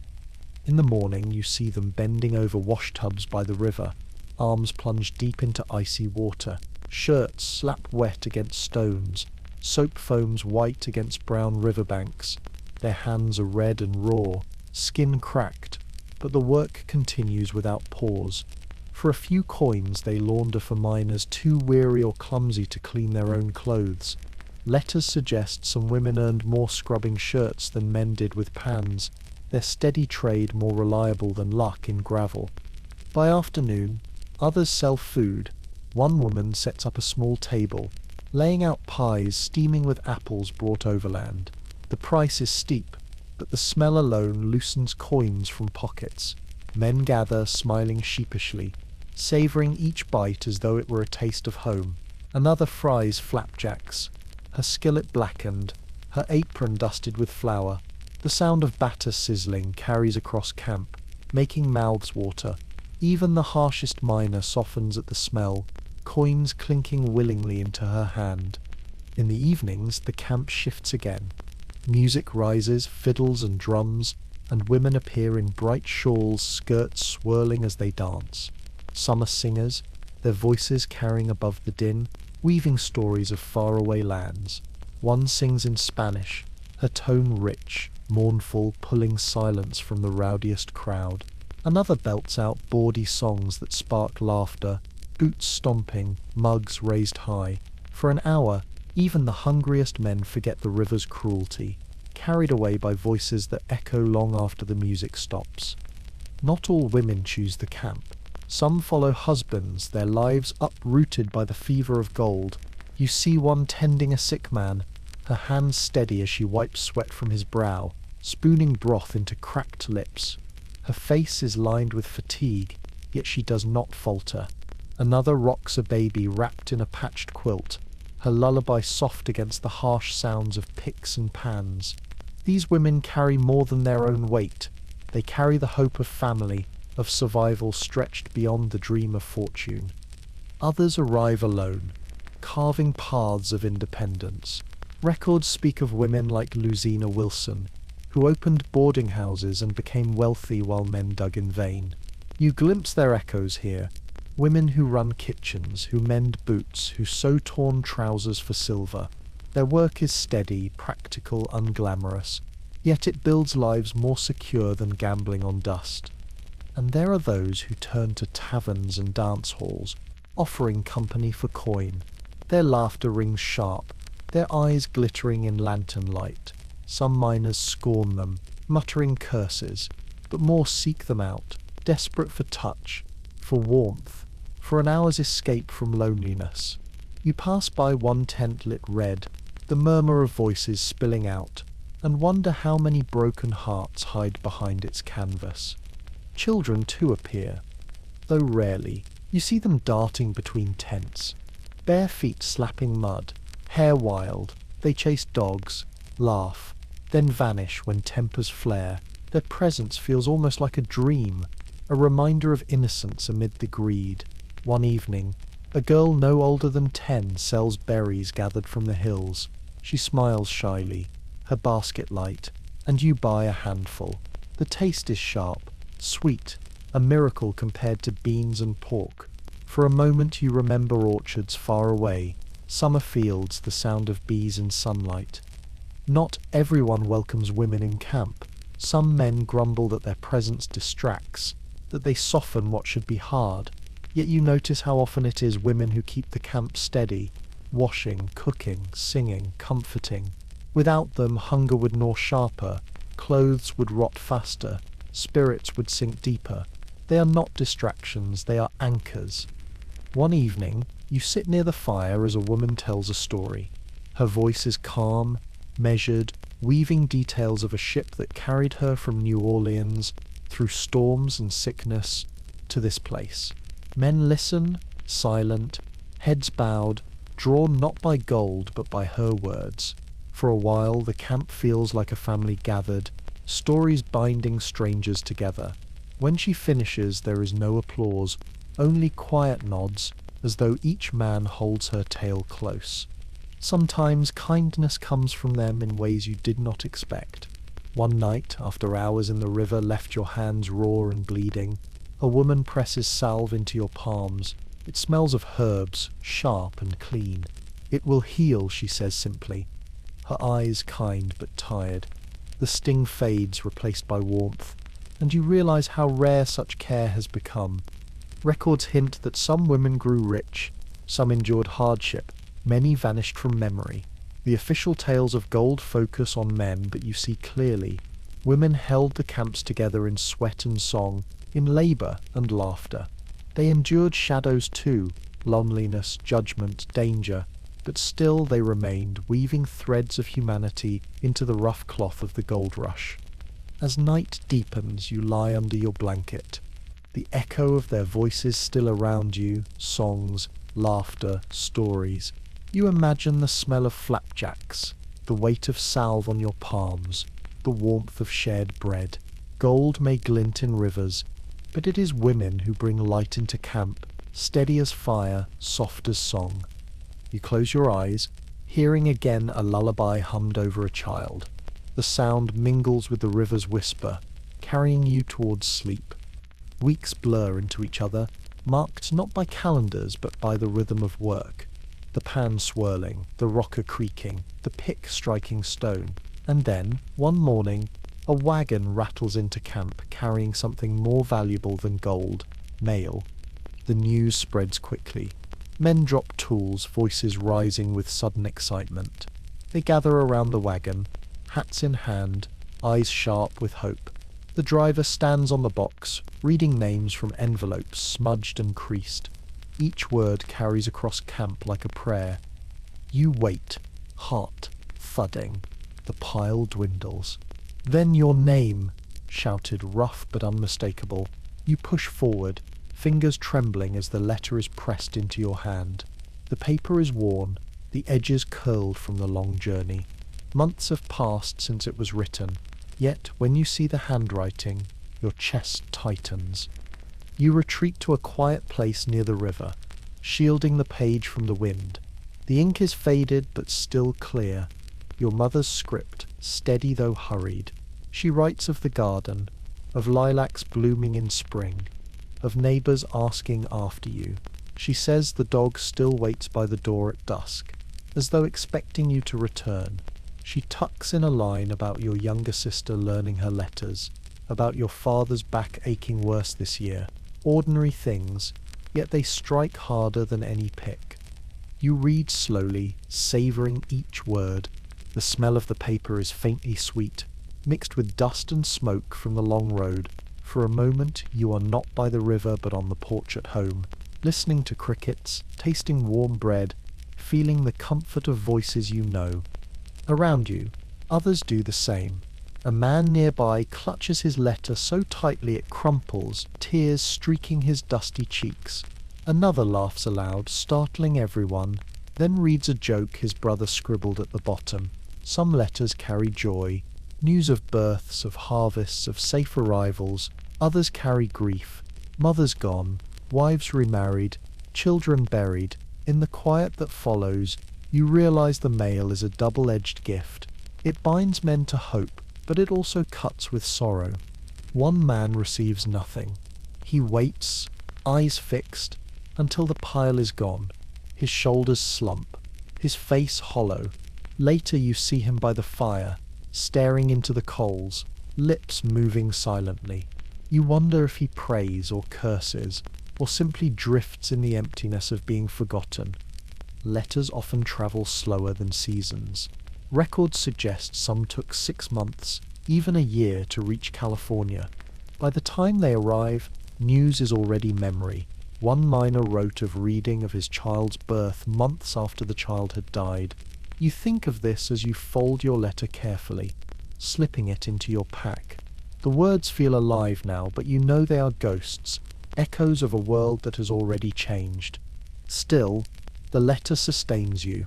Days at the river feel lighter, the gravel less heavy, as though each swirl of the pan carries you closer to home. At night, you read the words again by firelight, lips shaping the sentences until they feel like whispers. The ink fades no further, but the paper softens, worn by your hands. Some men reply immediately. They borrow ink, dip quills, bend over makeshift tables. Their brows furrowed, words spill slowly, haltingly, as though each letter costs more than gold. You try too. Your handwriting wavers on rough paper. You describe the river, the camp, the hunger, but soften the edges, sparing your family the hardest truths. You write of the stars above camp, brighter than any you've seen, of the song of the river at night. You fold the page, sealing it with a drop of wax from a candle, and hand it to the mail wagon the next morning. It may take months to arrive, if it arrives at all, but the act of writing steadies you, anchoring you, across distance. Sometimes, letters spark envy. A man who receives 2 in 1 week draws whispers, as though abundance of words means abundance of fortune. Others hoard their letters jealously, refusing to share even a glimpse. And then there are those who read aloud, voices trembling but proud, letting neighbours share their joys. One evening, a man reads his wife's letter by firelight, describing their daughter's first steps. The entire circle listens, smiling, the moment binding strangers into family. But not all letters bring comfort. One night, the German miner you know receives news of his brother's death. He sits silent, staring at the page until his shoulders shake. No one speaks. Instead, men lay hands on his back, silent gestures stronger than words. He folds the letter at last, tucks it away, and stares into the fire until dawn. Letters remind you that you belong to 2 worlds, the rough camp of dust and greed, and the distant home of lilacs and bread. You straddle them uneasily, torn between longing and endurance. Each word pulls you back, even as the river holds you here. As the weeks roll on, you carry your letter everywhere. Its weight is small, but it steadies you when rivalry sharpens, when hunger gnaws, when storms rage. In a place where fortune is measured in dust and coins, your treasure is paper, ink, and the faint memory of lilacs. That night, as you lie under your blanket, you press the letter against your chest. The camp hums with snores, coughs, whispers, but you hear only your mother's voice in your mind, soft and steady. For a moment, you are not in California, but at home, safe, warm, whole.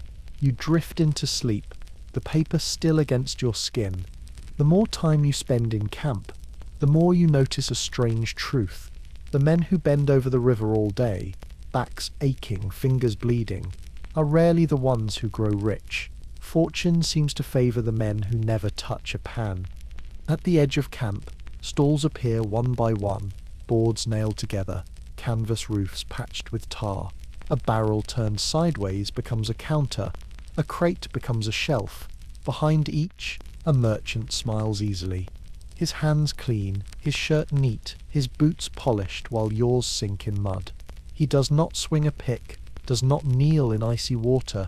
Instead, he weighs flour, slices pork, pours whiskey, counts coins. His gold is steady, heavy, gathered without mud or blood. You step into one such stall, the smell of tobacco thick in the air. Shelves hold sacks of beans, coils of rope, stacks of pans, bottles of whiskey catching sunlight like amber. The prices make you pause. A pound of coffee, $15. A shovel, $20.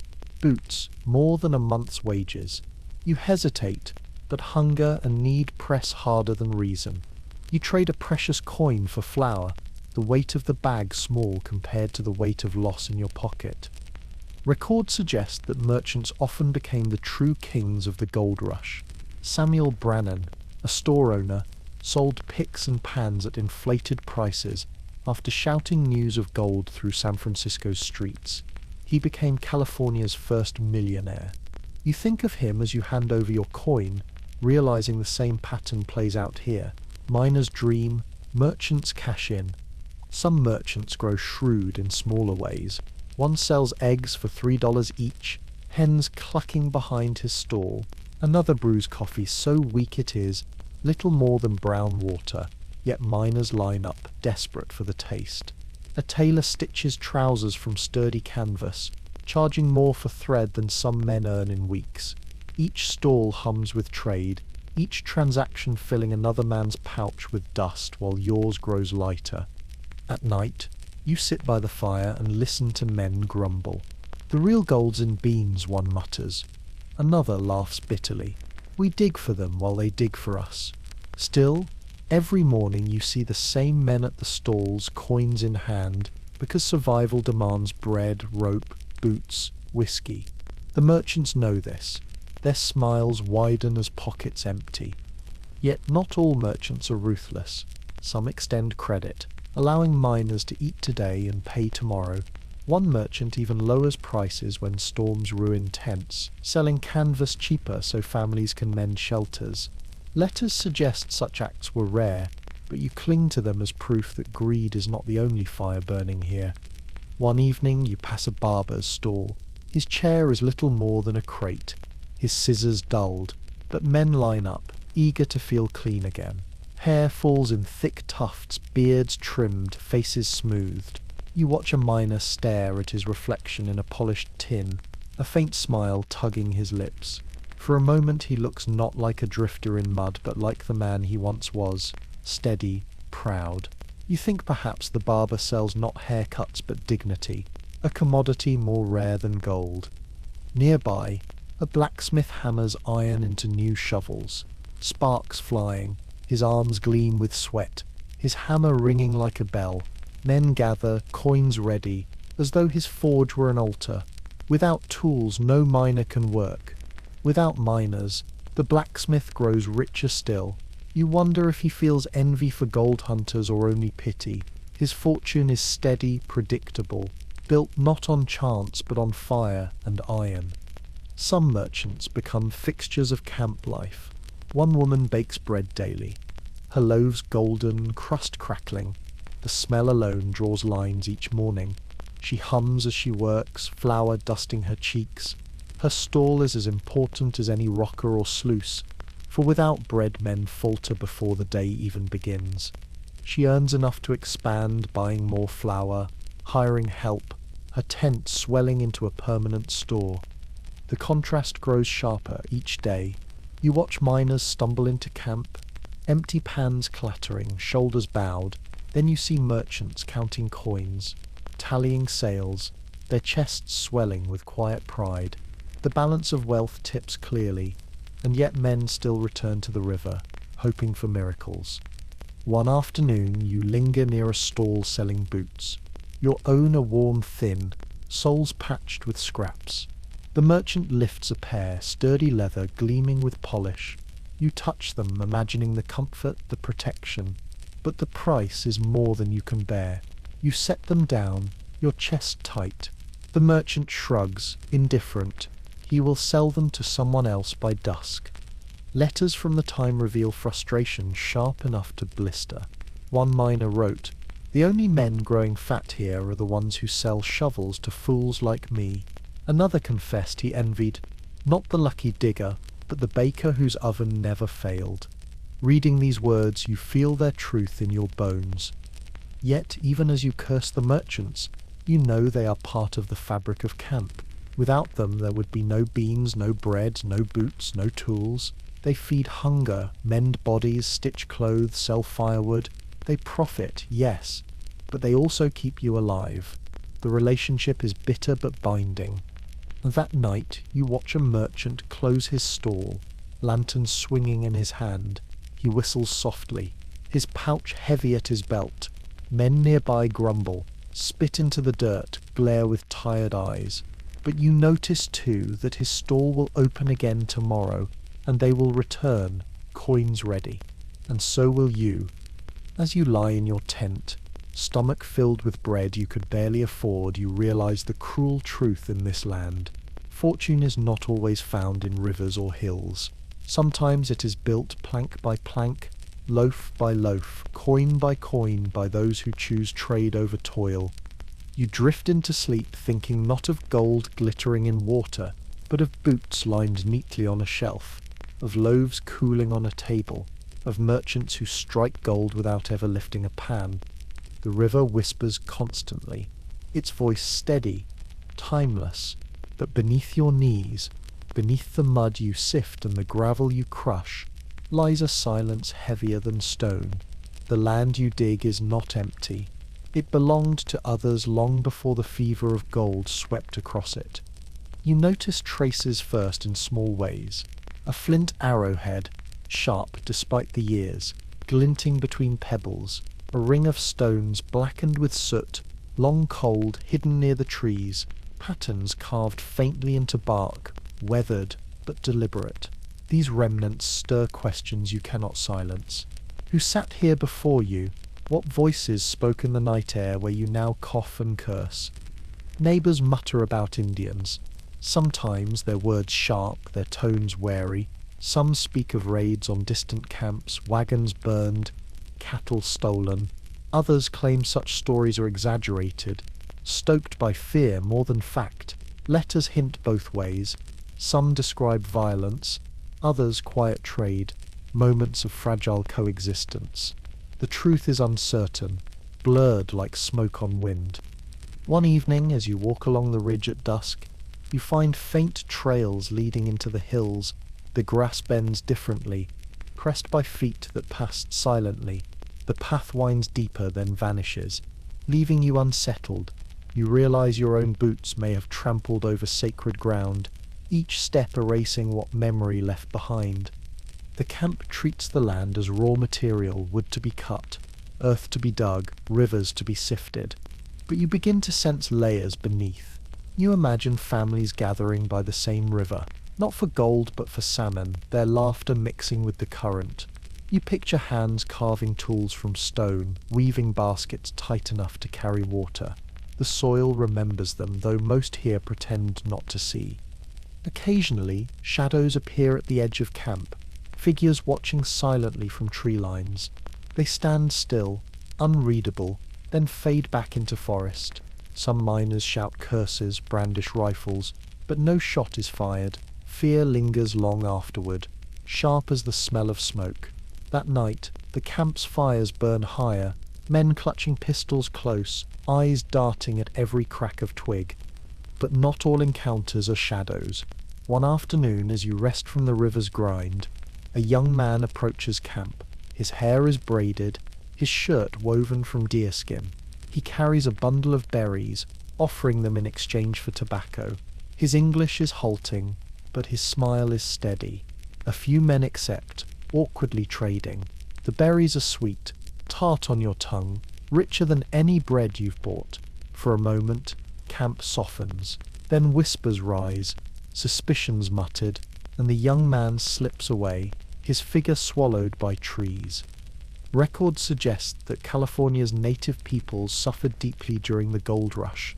Whole villages displaced, hunting grounds seized, rivers poisoned by silt and chemicals. Some tribes resisted, others sought uneasy trade. The details are scattered, often silenced, written mostly from the miner's view. Yet the traces you find, flint, soot, trails, speak of lives erased to make room for fever. At night, lying on your blanket, you hear the river differently. Its rush feels older than the camp, older than gold, carrying stories you will never know. You imagine children splashing where you now kneel, elders telling stories beneath stars. You feel like an intruder, carving greed into sacred ground. One evening, the Irishman sits with you, staring into the fire. He mutters, "This land wasn't empty, you know. My people were pushed too back home. Hunger took us. and landlords took the rest. His voice is low, thick with smoke and memory. For a moment silence binds you both, his island and this California overlapping in loss. Another day, heavy rain washes soil downstream. You see bones emerge in the bank, animal perhaps, but arranged too neatly to be chance. You crouch, brush mud aside, your chest tight. You cover them again quickly, unwilling to disturb further. That night, you dream of voices whispering in languages you cannot understand, drifting like mist across camp. Not all miners share your unease. Many laugh off the traces, dismiss the shadows, curse the Indians for daring to watch. But a few admit what you feel, that every nugget pulled from earth is tangled with loss, that the ground itself resists your touch. One man tells you he left an offering once, a slice of bread laid by the river, just in case. He shrugs, embarrassed, but his eyes are serious. You think often of the families who once walked here freely. You wonder what they would make of the camp now. The tents, the noise, the whiskey, the endless hunger for metal. Would they see desperation or arrogance or both? Would they pity you or curse you? The questions linger, heavy as the air before storms. As weeks pass, the traces fade into routine. The arrowheads pocketed, the soot forgotten, the trails trampled. Yet deep inside you feel them still. The river's whisper carries not only the promise of gold, but also the memory of lives layered beneath yours. That night, as you drift towards sleep, you hear owls calling from the hills. Their voices echo, low and mournful, blending with the river. You close your eyes, imagining the land before wagons, before picks, before fever. You see fires burning quietly in circles of stone, children chasing fireflies, elders speaking wisdom into the night. You realize the truth. You do not dig empty earth. You dig through stories, through memory, through lives unseen. The ground beneath you is not silent. It only waits for someone willing to listen. Every miner dreams of staking a claim worth defending. Not just a patch of river that glimmers once in a while, but a stretch of earth that whispers promise each morning. In the beginning, you wandered from spot to spot, hoping luck would follow your footsteps. Now, weeks later, you begin to understand the hunger for permanence, the desperate need to hold a piece of ground and call it yours. The ritual begins with wooden stakes, hammered into soil, tied with strips of cloth, or scratched with initials. A line is drawn, sometimes with rope, only in memory, declaring this is mine. The law of claims is as shaky as the ground itself, enforced not by courts but by neighbors' grudges and fists. Records suggest claims were supposed to be limited in size, but men stretched lines as far as they dared, hoping no one would challenge. You choose a narrow bend in the river, its water swirling slower, collecting gravel at the edges. The soil is dark, heavy with silt. When you kneel and scoop a pan, tiny flecks linger, just enough to tease hope. It is not a fortune, but it is something. You mark the spot with branches, your initials carved awkwardly with a knife. Standing back, you feel an odd swell of pride, as though you've planted roots, fragile but real. But claiming land is only the beginning. Keeping it is the struggle. Within hours, others notice your stakes. Eyes linger too long. Boots pause at your boundary. Hands grip tools a little tighter. One man mutters that the river belongs to all, not to single fools with knives. Another suggests you marked too wide. Suspicion drifts like smoke. That night, you barely sleep. Every twig snapping beyond your tent makes you sit upright. You keep your vial of dust under your blanket, your hand resting on it as though guarding a heartbeat.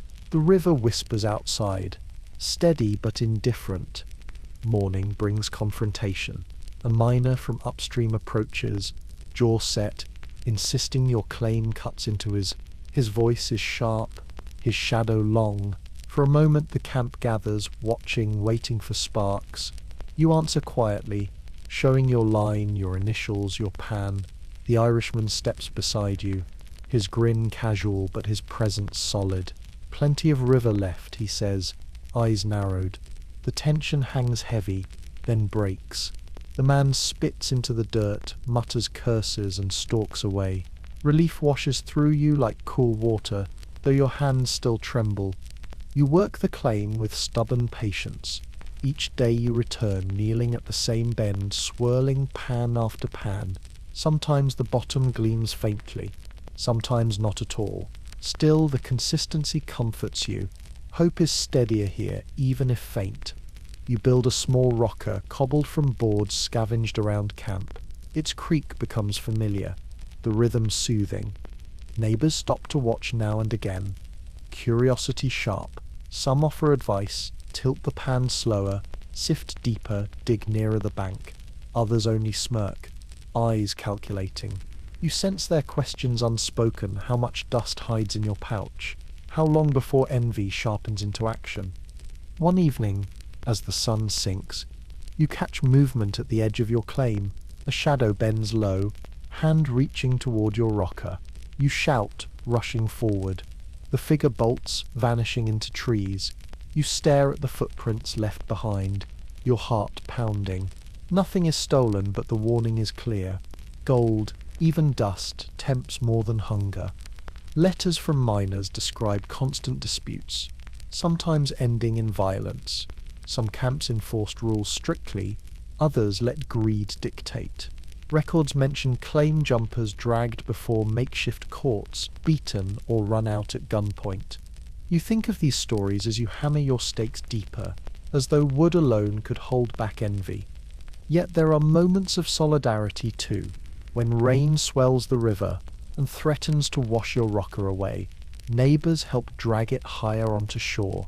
When your shovel splits, a German miner lends his spare, his nod wordless. The claim feels less lonely in those moments, as though lines drawn in soil cannot erase shared survival. Still, you feel the weight of responsibility pressing heavier each day. A claim worth keeping demands hours bent double, muscles screaming, eyes stinging. You cannot drift, cannot wander, cannot sleep deeply. The river tethers you, binding your body and mind. One afternoon, after hours of sifting, you spot a shimmer brighter than usual. Your breath catches. Carefully, you tilt the pan, letting water slide, grains shifting slowly. The fleck remains, stubborn, glowing faintly yellow. Not pyrite this time. You know the difference now. Your chest tightens as you pinch it between trembling fingers. Small, so small, but real. A fragment of fortune pulled from your claim. You slip it into your vial, the sound faint as it settles against glass. For a moment, pride outweighs fatigue. The claim is not a dream, not just stakes and hope. It yields slowly, grudgingly. But it yields, you smile faintly, even as your back throbs, even as your knees ache in mud. That night, you sit by your fire, watching sparks rise into the dark. You sip weak coffee, chew stale bread, and feel a strange peace. Others boast of nuggets, of sudden wealth, of luck struck in a day. You know better now. Fortune is not sudden. It is patience, persistence, the stubborn refusal to abandon your line. The Irishman joins you, slapping your shoulder. So, he grins, you've got yourself a patch. Guard it well, my friend. A claim's worth less than dust if you can't hold it. His words linger after he leaves, both warning and blessing. You lie down later, listening to the river hum against your claim. Your stakes stand in darkness, fragile yet defiant. You close your eyes, dreaming not of sudden riches, but of steady hands swirling gravel, of specks glowing faintly in water. A claim worth keeping is not the richest. It is the one that keeps you alive. The first signs of winter creep in quietly. At dawn, the grass is stiff with frost crunching under your boots. Your breath puffs white, lingering in the still air. The river runs slower, its edges crusted with thin ice that cracks when struck. You huddle deeper into your blanket at night, shivering even as the fire burns low. Winter in the diggings is not gentle. The hills funnel cold winds that slice through canvas walls, as though they were paper. Rain turns the ground into sucking mud, swallowing boots, dragging wagons to stillness. Some mornings the camp wakes to find tents collapsed under the weight of waterlogged canvas. You rise with stiff fingers, aching joints, teeth chattering so loud you hear them over the river. Tools freeze too. Your shovel's handle is slick with frost. Your pan numbs your hands before the first swirl. Kneeling at the river feels like plunging your body into ice itself. Water so cold it burns, red streaks crawling across your skin, nails blue before midday. Records speak of men working until their hands bled raw, unwilling to waste a single hour of daylight despite the cold. You understand now. Winter robs you of comfort, but not of desperation. Food grows scarcer as supplies dwindle. Merchants charge even more. Beans doubling, flour tripling, coffee vanishing from shelves entirely. Some men dig less for gold than for coins to buy warmth in bread or whiskey. Others hunt, rifles cracking across the valley, returning with rabbits or deer when fortune favors. You taste fresh meat once, roasted over flames, the juices warming your throat, and it feels like a feast fit for kings. Nights are the hardest. Darkness falls early, swallowing the camp in silence. Fires burn high, men huddled close, shadows flickering across weary faces. The sound of coughing grows sharper, more frequent. Fevers creep through tents like smoke, clinging to lungs already worn thin. Some recover slowly, others vanish quietly into the frozen ground, their graves shallow, marked only by wood and stone. Yet winter brings small beauties too. Snow dusts the hills, glinting silver beneath pale sunlight. The river, though cruel, shines like glass, reflecting stars so sharp they look close enough to pluck. On still nights, frost forms delicate patterns on canvas walls, curling like feathers, glimmering faintly in firelight.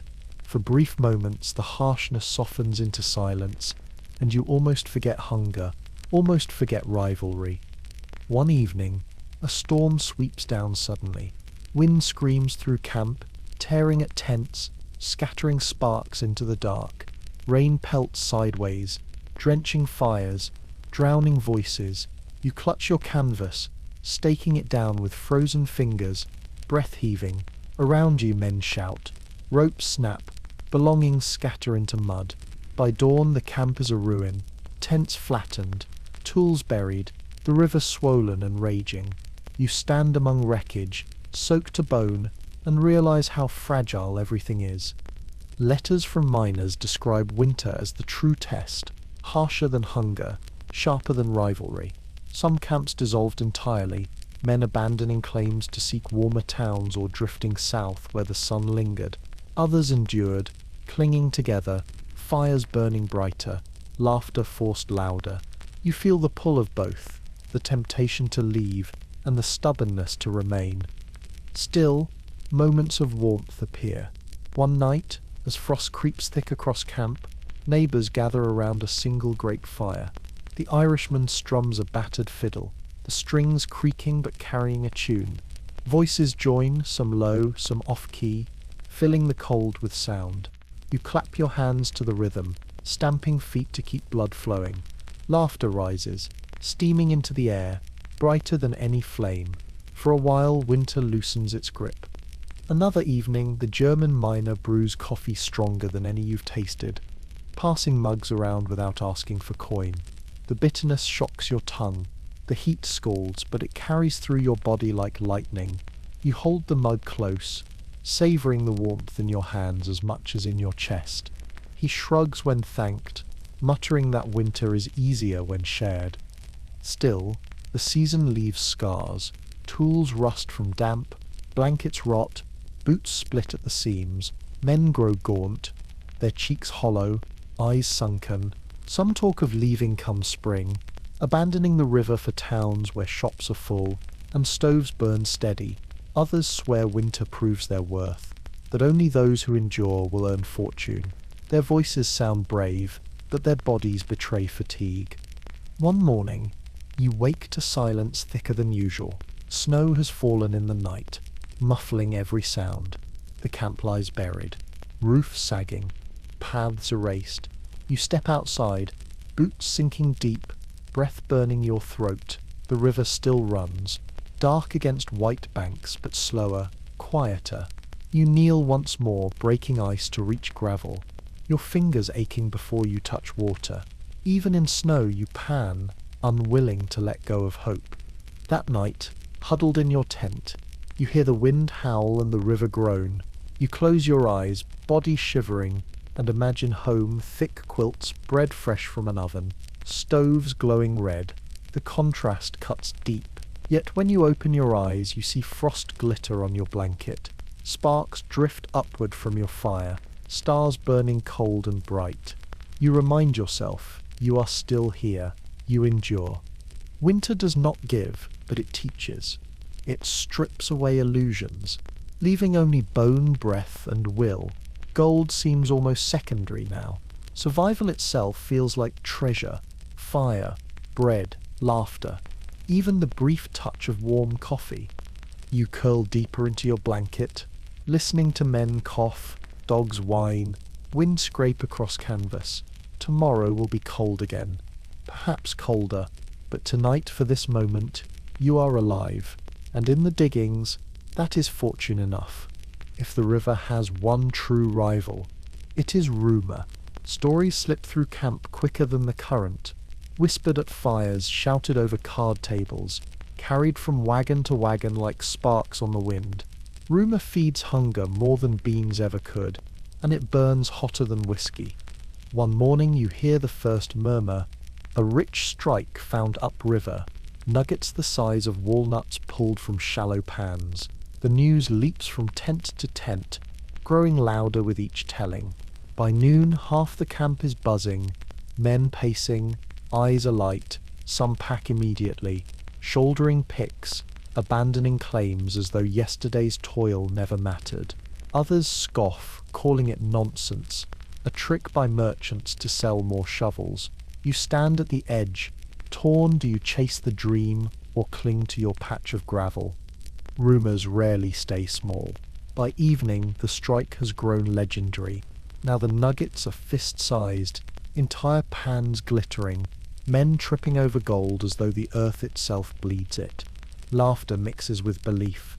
Skepticism fights with greed. Records suggest such stories spread constantly, sometimes sparked by a single flake, sometimes invented outright. Truth mattered less than the fever it stirred. The Irishman slaps your back, grinning. Shall we go see for ourselves? His eyes gleam, half mocking, half desperate. You hesitate. Your claim is meagre, but steady. Yet what if the rumours are true? What if fortune lies only a mile away, waiting for braver hands? The question gnaws at you long into the night, keeping you awake as the fire dies low. Another day brings a different tale. A hidden canyon south of camp, where water runs clear and gold dust piles in drifts like sand. The description grows vivid. Trees shading cool pools, nuggets shining in roots, no crowds to spoil the peace. Men argue over directions, some swearing they know the path, others demanding maps. A few vanish at dawn, packs heavy, chasing shadows. Weeks later, only some return. Thinner, empty-handed, eyes haunted. They mutter of false trails, of starvation, of silence where fortune was promised. Sometimes the rumours are darker.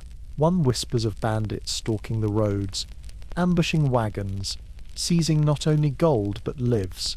Another tells of a camp upriver burned to the ground after a quarrel over claims, each telling shifts details. Were the bandits locals or desperate miners? Was the fire set in anger or by accident? The uncertainty does not weaken the tales. It strengthens them, feeding fear. Letters from the time echo this fever. Miners wrote home of miraculous finds, certain wealth waiting just beyond reach.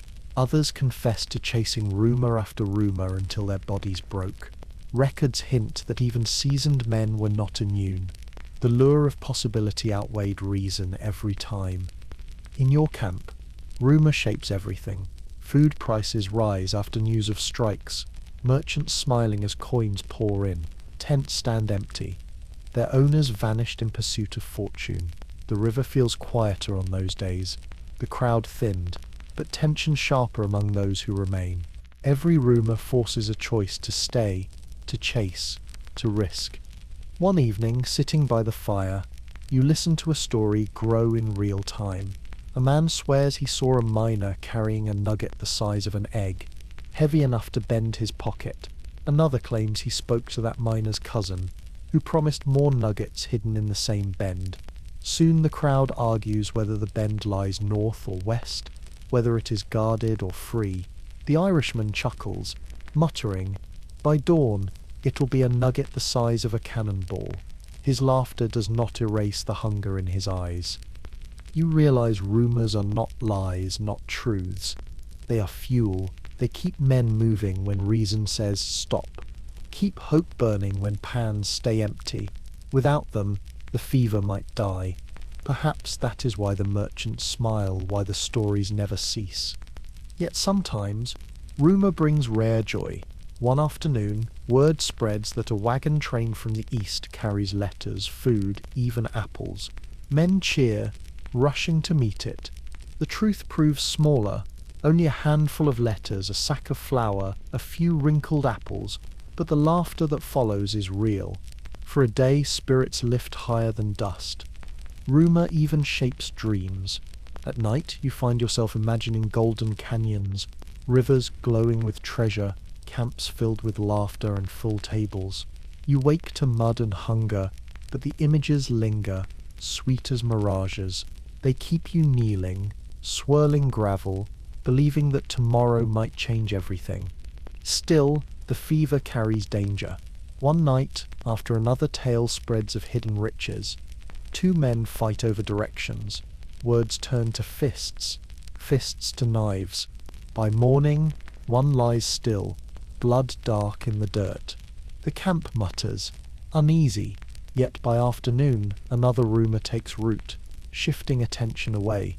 The dead man becomes only another shadow swallowed by hunger for more. You learn to listen differently, to weigh words not for truth but for the shape of desire behind them, to hear what men need, not what the earth offers. Some chase every tale, their tents empty more often than filled. You choose caution, though even you feel the itch when stories spark. That night, lying beneath canvas, you hear whispers drifting between tents. Another strike, another promise, another fortune. The words curl through the dark like smoke. You pull your blanket close, eyes heavy, heart restless. You know the rumors may be false, yet you cling to them anyway. For in this world, hope is rumor, and rumor is life. The days grow longer again, yet your body feels shorter, worn thin by hunger and labor. Each sunrise brings the same ritual, boots in mud, pan in water, eyes straining for flecks. And yet, as months pass, another rhythm grows louder, the thought of leaving. It begins as a whisper. When you sit by the fire, staring into coals, you imagine walking away.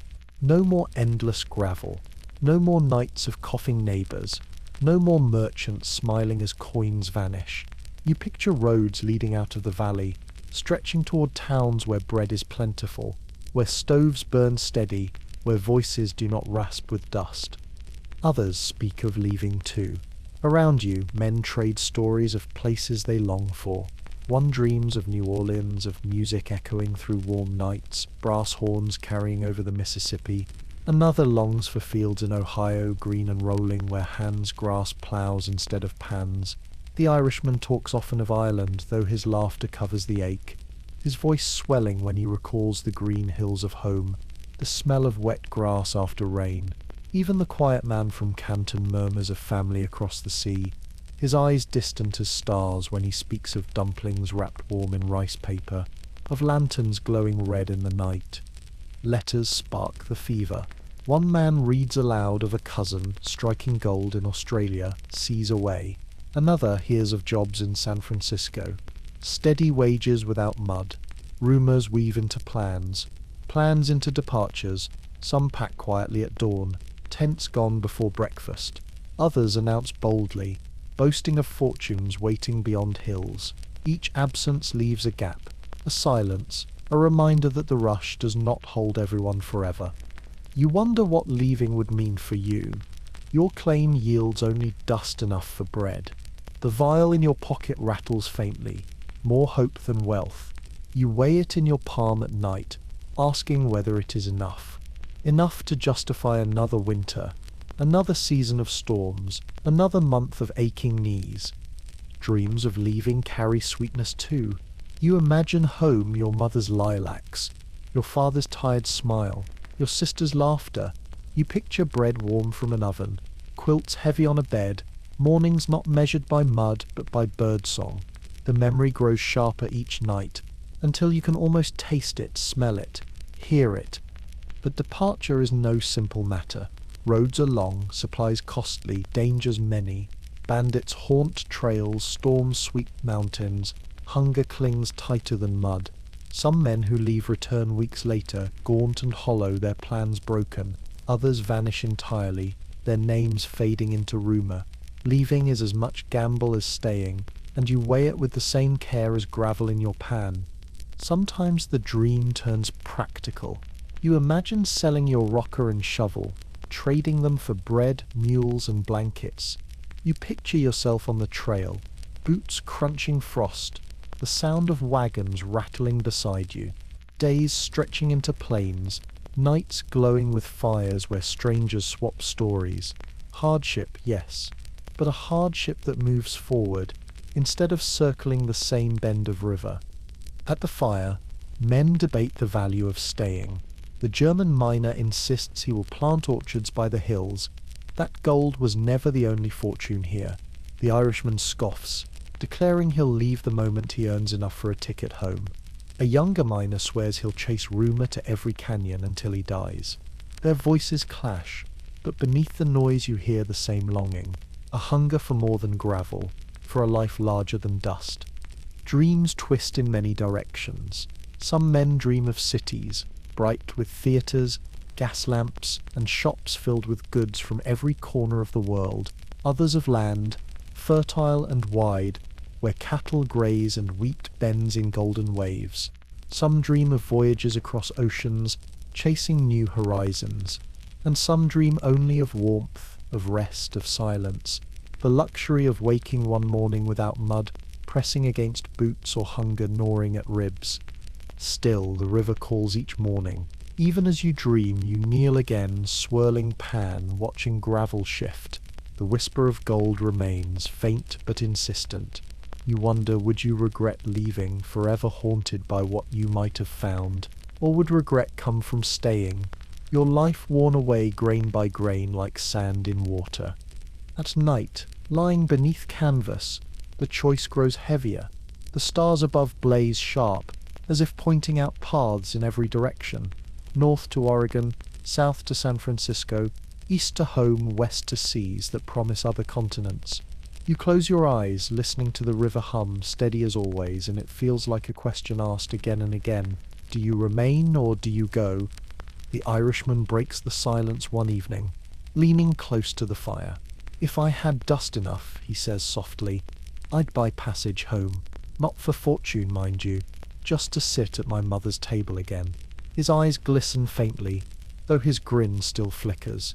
You nod, feeling his longing, as though it were your own. Later, the German miner shares his vision.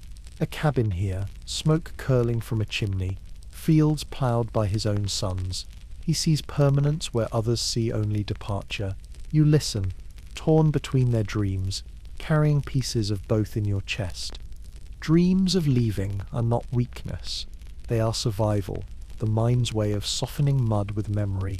They are as real as any nugget found in gravel, shimmering in the dark of your thoughts.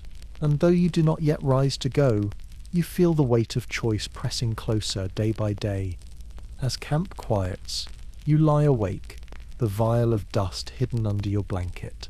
Its faint rattle sounds like a clock ticking, marking time until decision.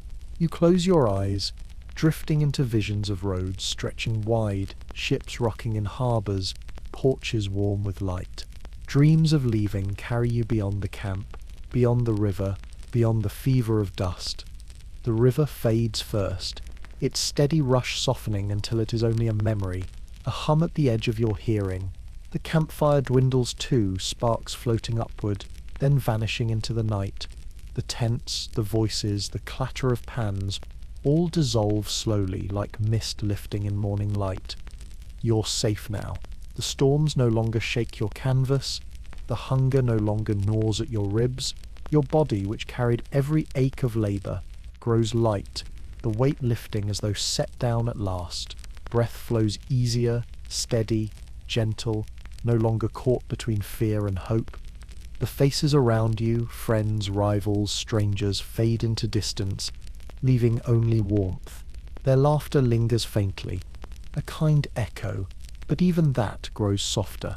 The land itself, with all its harshness and promise, recedes behind you. The mud, the gravel, the endless swirl of pans all grow dim, no longer demanding your hands, your back, your time. In their place comes stillness, a bed beneath you, blankets tucked close, a quiet room where no storm can reach. The only sound is your breath, calm and slow, and the faint beating of your heart, steady as the stars above. You're safe now, safer than you have ever been in camp. The fever of gold drifts far away, carried downstream, leaving you lighter than dust. You hold nothing, yet you lack nothing. Warmth surrounds you, peace settles deep. Let the world grow dim. Let the last flicker of fire fade. Let the air grow soft, your eyelids heavy. The journey is over now. All that remains is rest. Sweet dreams.